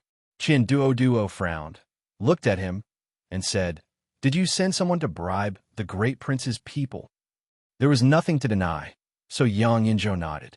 Qian Duo asked, did you succeed? Failed. Why did you fail? They didn't accept it. If they don't accept it, you won't give it to them? Qian Duo looked at the two with disappointment and asked, where is your sincerity? Yang Yinzhou Zhao Xuan, let me say it. If these two died of anger in the Qian manner, he couldn't explain it to the third prince. Money God of Fortune waved his hand and said, what Duo means is that our Qian family will pay to buy a few mansions in the capital and hang the names of the great prince's officials. It doesn't matter if they accept it or not. They will give it to us. Sowing discord?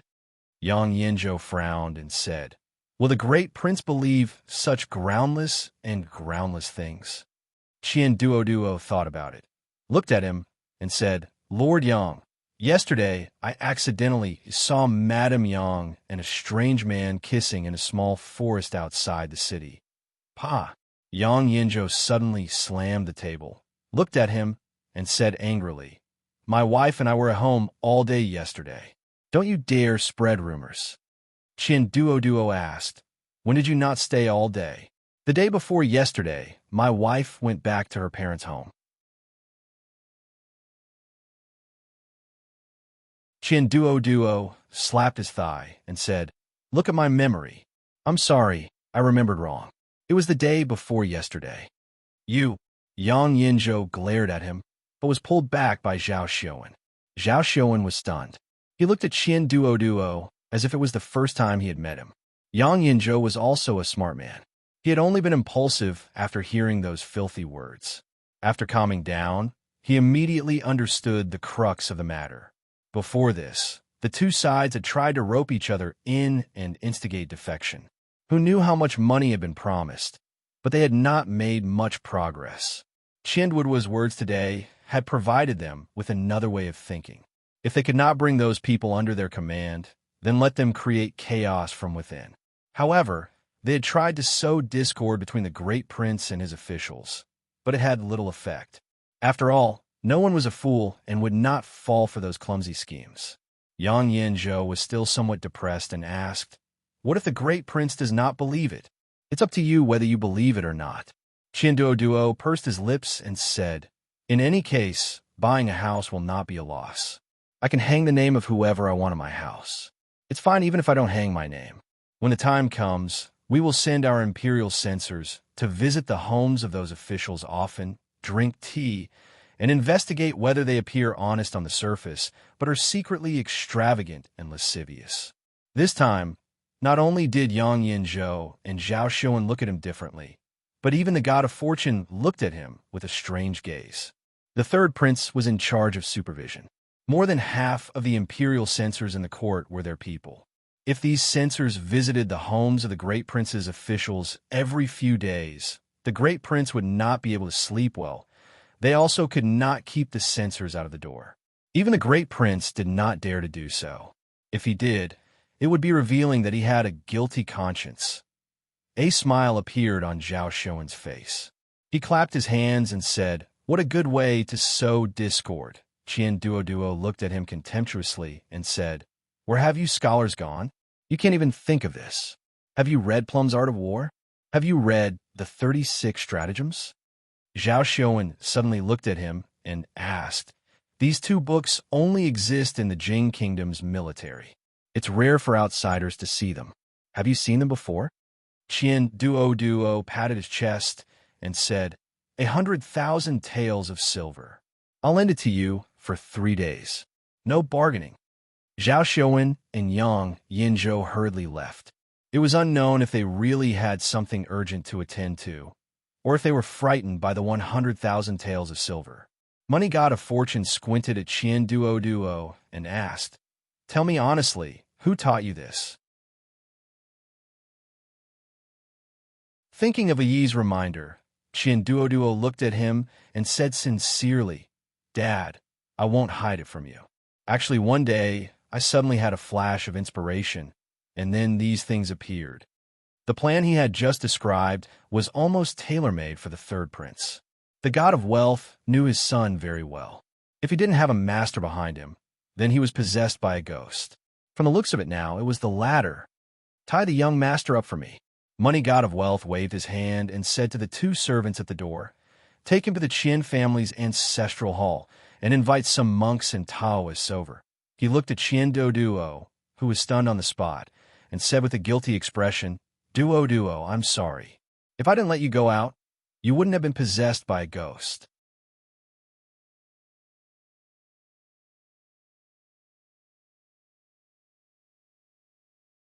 Chapter 11:26. Prince Heng's residence. The first prince, Zhao Zheng, was pacing back and forth in the hall with a gloomy expression. An old man walked in from outside the hall. Zhao Zheng raised his head and asked, "Have Zhao Yi's men been visiting us frequently these days?" The old man nodded and said, "It's the new year.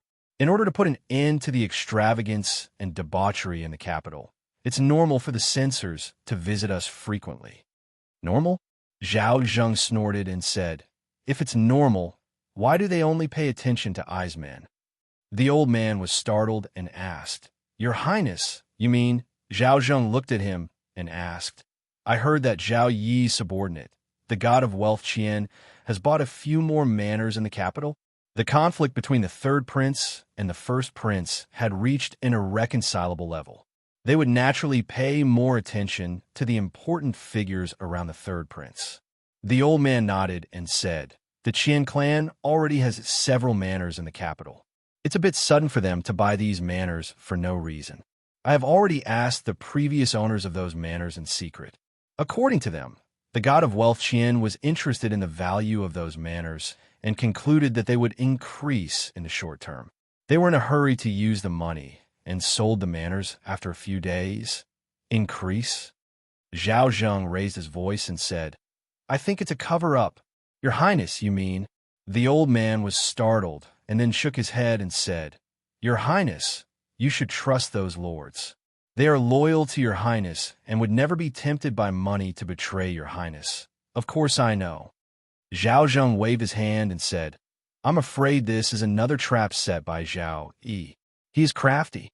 If I suspect the lords, won't I be playing into his hands? I am not that stupid. He sneered and said, prepare a few generous gifts and send them to the manors of those lords. Your Highness is wise. The old man cupped his hands and slowly retreated. Zhao Zhen walked around the hall for a while before returning to the table and sitting down. A trace of doubt appeared on his face again. Later on, I thought that it would be better if we don't hang any plaques on those residences. We can't be too deliberate. We should let the crown prince guess for himself. In the Qian estate, Qian Duoduo looked at the people below and spoke with fervor and assurance. The third imperial prince is broad-minded. This method is useless against the third imperial prince, but the first imperial prince is narrow-minded. After this incident, even if he doesn't seem to care on the surface, and even if he tries to cover it up and show kindness to those few clans, a seed of doubt will surely be planted in his heart. As long as we persevere, water it diligently, and loosen the soil, the seed of doubt in his heart will grow into a towering tree. When the first prince no longer trusts them, that will be the time to test everyone. I don't think I need to teach you how to win them over to the third prince's side, right? That was the end of Qianduoduo's small class. When everyone left, they cupped their hands to the god of wealth. Young Master Qian is wise. Brother god of wealth has a successor. If this plan can succeed, the balance between the crown prince and the third imperial prince in the court will be completely broken. At that time, the advantage of the crown prince's identity will be gone. Congratulations to the third imperial prince first. After everyone left, the god of wealth looked at Qian Duoduo, who was holding the teapot and drinking, and said, how can you be so sure that the first imperial prince won't trust them? Qian Duoduo smiled mysteriously. I have my own brilliant plan. The god of wealth narrowed his eyes and silently took off his shoes. Brilliant plan? Brilliant plan? Who gave you the right to call me a brilliant plan? Who asked you to keep me guessing in front of me? After he felt better, the god of wealth put on his shoes, looked at him, and said, what else is in your stomach? Pour out together.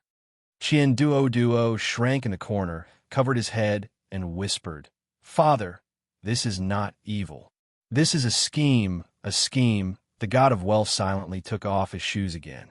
After a while, the god of wealth touched the short beard on his chin and fell into deep thought. Qian Duoduo looked proud and said, Father, what do you think of my method? He was indeed proud in his heart. Although these methods were taught to him by Brother Li, what Brother Li taught him was the strategy used in the business world.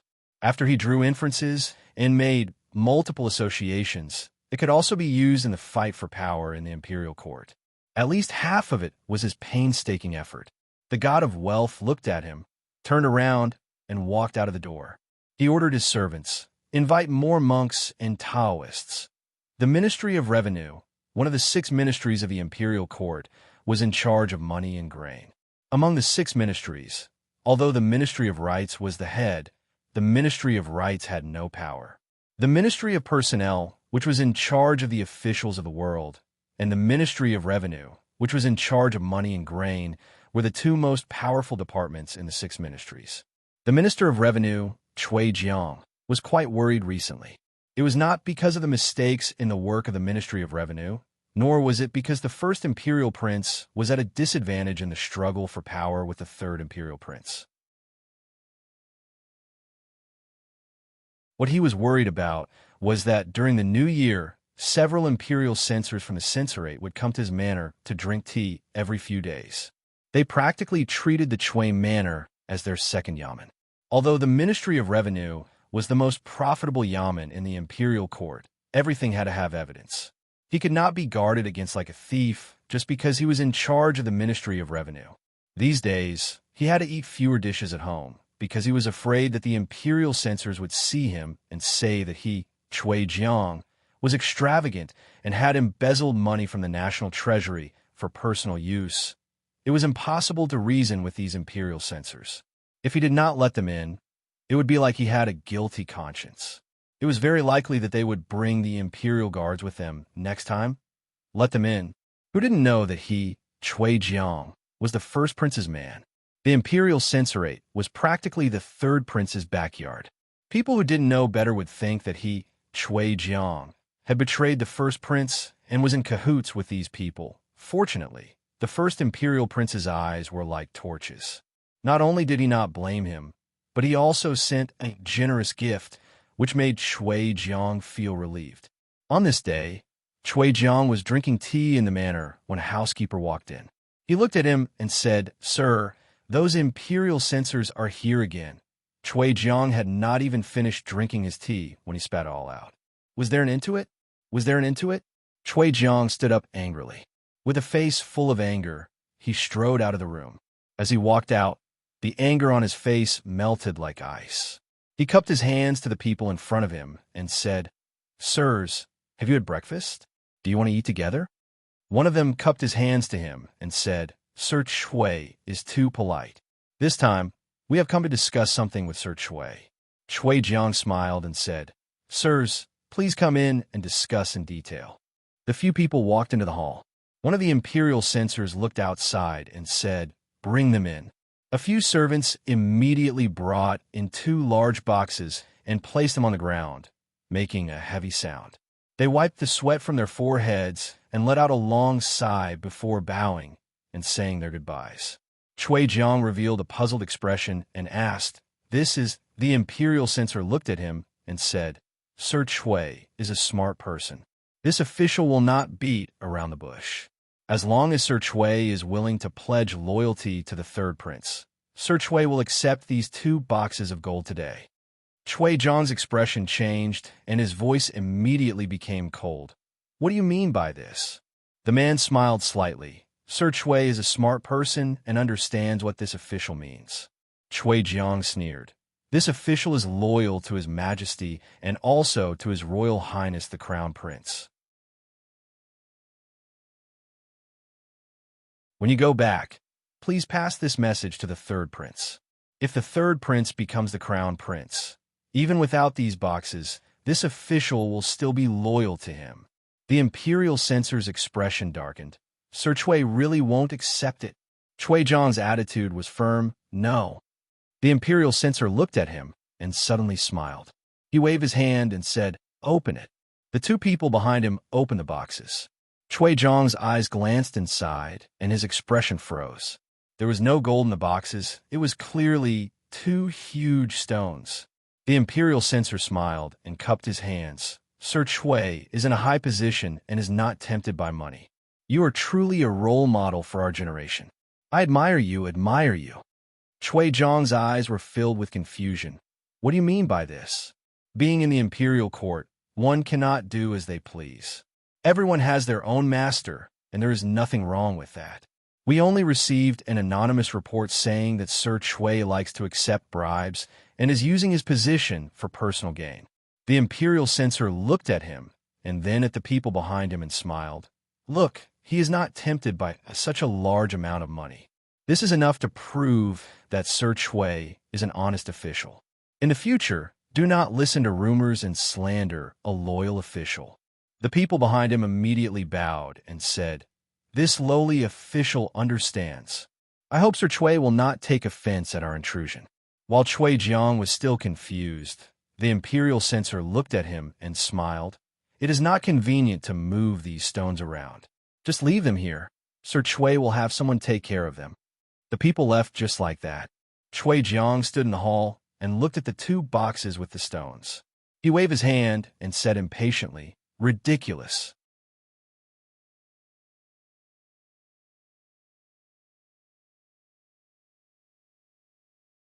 Chapter 11:27. The people of the censorate were a bunch of lunatics. In the eyes of the officials of the Qi Kingdom, they were a bunch of psychopaths who had been repressed for too long. They kept an eye on the officials at all times, waiting for them to make mistakes. Even the most trivial matters were worth making a big fuss about. There was once when Chui Jiang couldn't help but let out a fart during the morning court session, and a certain censor pointed it out mercilessly in front of the officials. Chui Jiang was embarrassed on the spot, but this wasn't the worst part. The most outrageous thing was that in order to catch the officials were hurt, they would stop at nothing. They would even secretly send people to deliver gifts. Once an official accepted a bribe, there would be people from the Department of Investigations knocking on the door in the middle of the night and inviting them to the Supreme Court for tea. Chui Jiang was already familiar with this kind of routine. Even if the other party gave him real money, he wouldn't waver, let alone stones. Although he vaguely felt that something was wrong, he couldn't say what it was, so he could only let it go. He pointed at the 2 large chests in the hall and ordered, "Come, take these things out and throw them away." Qian Estate. Yang Yinzhou looked at Qian Duo and asked, "What did you have those censors give to official Chui?" "Stones," Qian Duo replied. "Stones." Yang Yinzhou looked at him and frowned. "This is a serious matter. I hope that young Master Qian won't fool me." They came into the Chui estate with great fanfare just to deliver 2 chests of stones. Who would believe them? Yes, who would believe them? Qian Duo sighed. "But we really did deliver stones. Don't you think we're wronged?" Hung Estate. Zhao Yi's people carried 2 very heavy chests into the Chui estate. Zhao Zheng looked at the elder and asked, "When did this happen?" The elder looked at him and said, "Yesterday." Zhao Zheng's expression was unreadable. After a moment, he waved his hand and said, "Go call Chui Jiang over." Before long, Zhao Zheng looked at Minister of Revenue Chui Jiang, who had hurried over. He said, "These days the censors have visited the Chui estate many times. You must have suffered." Chui Jiang hurriedly said, "This lowly official does not feel wronged at all working for His Highness." Zhao Zheng smiled and asked, "I heard that yesterday, a few imperial censors carried 2 boxes into the Chui residence. Were they?" Chui Jiang hurriedly said, "It's just 2 boxes of stones." "Rock?"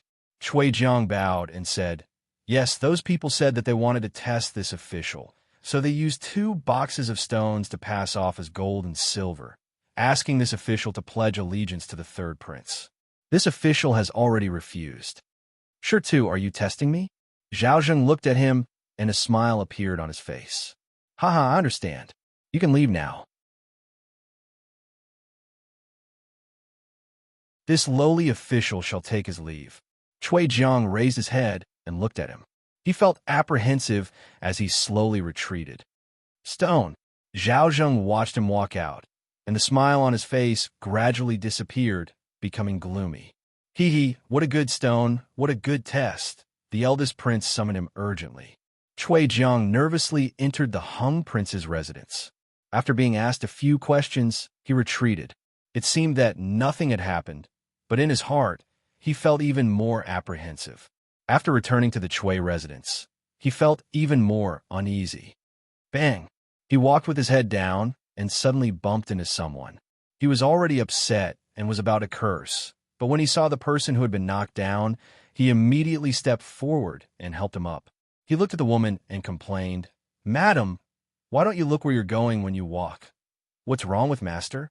The woman looked at him and said, "Just now I saw Master walking with his head down from afar and called out to Master a few times. Master didn't respond and directly bumped into me." Chui Jiang was annoyed and didn't want to talk about this matter anymore. He changed the topic and said, "You went to visit your parents' home this time. How are your parents' health?" "Father and mother are in good health," the woman said, then looked at him and asked, "Master, did you encounter something difficult? Why don't you tell me?" Chui Jiang sighed and said, "Let's go back to the room and talk." Chui Jiang knew that he wasn't a smart person, but it didn't matter because he had a smart wife. He became a jinshi at a young age. Because he didn't have any background in the court, he only became a county magistrate in a remote county. After becoming a county magistrate, he realized that studying and being an official were 2 completely different things. He didn't make any achievements in the 2 years he was in office. According to the evaluation requirements of the court, if he did nothing for another 3 years, he wouldn't even have the qualifications to be a county magistrate. He had already lost all hope and no longer dreamed of one day being able to enter the court. The drive of a young man was worn down by reality. Disheartened, he married and had children. Then, his life seemed to be riding on a speeding carriage. Within 5 years, he was promoted several times, from a county magistrate to a provincial governor of Zhongzhou. It took another 5 years for him to be transferred to the capital and become the assistant minister of the Ministry of Revenue. From the assistant minister of the Ministry of Revenue to the minister of Revenue, it took him another 10 years. Until now, he had realized the long-cherished wish of his youth and entered the court. Although it couldn't be said that he could cover the sky with one hand, the Minister of Revenue could be considered one of the important pillars of the court. Of course, this wasn't because he had an epiphany and comprehended the way of governing and outstanding political achievements. It was because his wife was by his side, giving him advice, judging the situation, and avoiding risks. This allowed him to be like a fish in water in the officialdom and sit in the high position he had today. Along the way, there were countless people who had better political achievements and were more talented than him, but he, Chui Jiang, was the Minister of Revenue. He felt that the greatest achievement in his life wasn't success at a young age, nor was it passing the imperial examination, nor was it even managing the Ministry of Revenue, but marrying such a wife. In the room, after listening to Chui Jiang's words, the woman let out a long sigh. I only went back to my parents' home for half a month. How could you make things like this? Hearing this, Chui Jiang's heart trembled, and he hurriedly asked, Madam, are you saying that there's something wrong with those stones? The woman didn't answer him directly. She shook her head and said, Master, do you remember what I did when the crown prince sent someone to invite you? I remember. Chui Jiang shivered and said, It was in the middle of winter. You snatched my blanket in the middle of the night and caused me to catch a cold. I was bedridden at home for half a month, but you still went to the crown prince's banquet despite your illness. What's the point of saying this now? Chui Jiang was a little anxious and said, Quickly tell me, what's wrong with those stones? There's nothing wrong with the stones. The woman shook her head and said, The third prince's people come to the Chui residence every day. Yesterday, they came with gifts but returned empty-handed. What would the first prince think? Chui Jiang was stunned and said, But they used the stones to test me. I've already told the first prince everything. The woman continued to shake her head and said, Unless you block them outside the Chui residence. As long as the 2 chests enter the Chui residence, there's no point in leaving. Moreover, when I came back, I heard some rumors. What rumors? The third prince bought a few residences in the capital, but he didn't name them. Does the third prince buying residences have anything to do with this matter? The woman looked at him and said, Master, why don't you guess which residence was given to you? Chui Jiang slumped weakly on the chair. His face was pale, and he cursed, Conspiracy. This is a conspiracy. They're too shameless and cunning. This isn't a conspiracy. This is an open conspiracy. An open conspiracy. The woman looked outside and said, They've taken advantage of the crown prince's suspicious nature. These things may seem unrelated, but they're actually interconnected. Whether you respond or not, you'll fall into their trap. An open conspiracy was more powerless than a conspiracy carried out in the dark. Chui Jiang jumped up from the chair and said loudly, I'll go and explain to the first prince. I'll go now. Master. The woman's voice suddenly rose. Chui Jiang's body trembled, and he turned to look at her. It's too late. The woman held his hand and said, It's too late. Master, you know the crown prince's character very well. He won't make things difficult for you on the surface, but he'll be even more suspicious. There's an expert on the third prince's side. She looked at Chui Jiang and said slowly, For the Chui family, Master, you have to make plans early, Qian family. Get lost, all of you. Qian Duo climbed up the tree and hugged the trunk tightly. His face was filled with fear as he shouted at the group of Taoist priests and monks below. At this moment, he was already above the roof. It was hard to imagine that a fat man could climb so high. Under the tree, a monk in red held a wooden fish and chanted the name of Buddha. With a sorrowful expression, he said, Amit Ba, humans and ghosts are different. If you're willing to let young Master Qin go, I'll chant sutras for you with all the monks in the temple for 3 days and help you reach paradise. A Taoist priest in green held a horsetail whisk and said coldly, Evil creature, leave quickly. If you dare to harm the human world again, Don't blame me for enforcing justice on behalf of heaven and destroying your soul." Under the eaves, a woman looked at the god of fortune Qian. She hesitated for a moment and said, "Master, don't you think it's too much to punish Duo like this?" The god of fortune Qian snorted and said, "I'm trying to wake him up. Now that he's grown up, he even dares to deceive his father. With his little cultivation, if he's not careful, he'll be eaten up by others."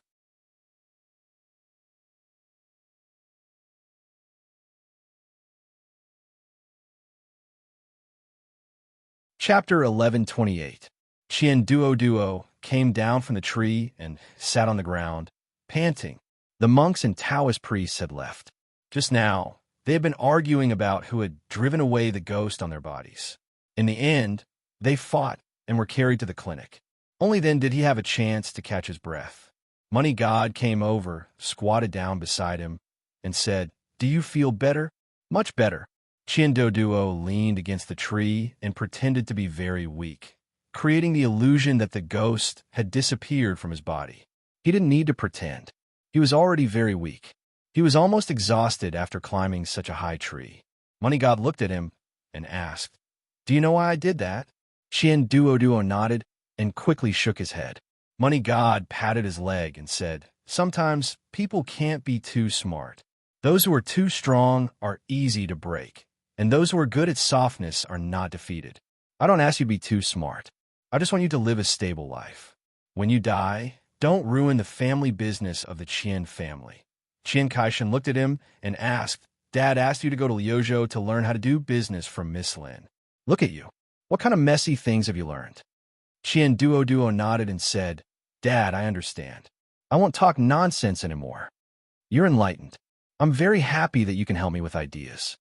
Money God nodded with relief and said, "I just found out that the minister of the Ministry of Revenue, Chui Jiang, has a large amount of silver flowing to unknown places. If it is brought up in the morning meeting tomorrow, it will be enough to make him lose his official hat, cut off one of the crown prince's arms, and eliminate this great enemy for the third prince. What do you think of this?" Qian Duo shook his head and said, "Dad, I can't see anything." Money God waved his hand and said, "It's okay. Say what you want. There are no outsiders here." Qian Duo thought about it and looked around again. Then he looked at the god of fortune and said seriously, "Father, I don't think this is a good idea. The Minister of Revenue is such a high position. If he is demoted, who knows who will replace him? What if it is the great prince's people who will be replaced? Then all our previous efforts will be in vain." Money God of fortune nodded and asked, "So what do you think we should do?" A mysterious smile appeared on Qian Duo's face as he said, "If we can reduce Chui Zhang's guilt and let him still sit in that position, but he could be used by us, that would naturally be the best result." Money God of fortune pondered for a moment and nodded. "This is a good plan." He looked at Qian Duo again and said, Duo, I heard that the Taoist priest of Qingyang Taoist Temple has inherited the teachings of Lao Jun, and the abbot of Xingshan Temple is the reincarnation of Luan. I feel that the evil spirits in your body have not been completely removed, so I plan to invite them to take a look at you tomorrow." Qian Duo's face instantly turned pale. He looked at him and said with a trembling voice, "Dad, didn't you just say—" The money god sighed, patted him on the shoulder, and said, Duo, you have to remember, in this world, don't trust anyone except yourself. In the court of the Qi kingdom, since His Majesty fell ill, the first prince took over the government, and the third prince supervised the country. The situation in the court began to change and become unpredictable. The two parties tried their best all the time to reduce the power of the other party in the court and strengthen their own side. Today, there was another imperial censor who reported that the accounts of the Ministry of Revenue were in disorder and several funds were unclear. In the court, several imperial censors jointly impeached the minister of the Ministry of Revenue, Chui Jiang, in front of all the officials. Fortunately, the impeachment was not for corruption or taking bribes, but for neglect of duty at most, and the punishment was only a year's salary forfeiture. In fact, for the officials of the court above the third level, as long as they were not involved in a big case, they would usually be punished with salary forfeiture or reprimand. To the surprise of the officials, the crown prince showed a businesslike attitude towards this matter from beginning to end, which was completely different from the previous situation where he tried his best to defend others. The minister of the Ministry of Revenue had a high status and was in charge of the money and grain of the country. He was one of the first prince's most important henchmen, and if something happened to him, the crown prince would lose an arm. His disregard for Chui Jiang today was completely illogical. This made everyone recall the rumors in the capital in recent days. It was said that some of the officials at the first prince's side, including the Minister of Revenue, Chui Jiang, had been secretly bribed by the third prince. Not only were they close to the third prince's people, there were even people who saw the third prince's people carrying 2 large chests into the Chui residence. And when they came out, there were no more chests, of course. These were all rumors, and the truth could not be verified. They could also be framing or sowing discord. The most important thing was what the first prince was thinking. Judging from the first prince's performance in the morning court, this matter seemed a little more believable. Prince Heng's residence. Zhao Zheng smashed everything in the hall that could be smashed into pieces. The servants and maids around him all knelt on the ground, trembling. An old man waited for him to finish venting before stepping forward and raising his head to say, "Your Highness, today in the court, it was very unwise. Zhao Zheng looked at him and gritted his teeth. "Tell me, how unwise was it?" The old man slowly said, "Your Highness disregarded official Chui. Wouldn't it disappoint him?" "Disappoint him? I haven't disappointed him yet." Zhao Zheng's face showed anger again. "What Zhaoyi can give him can't I? Why would he betray I?" "Your Highness, you must not think that way."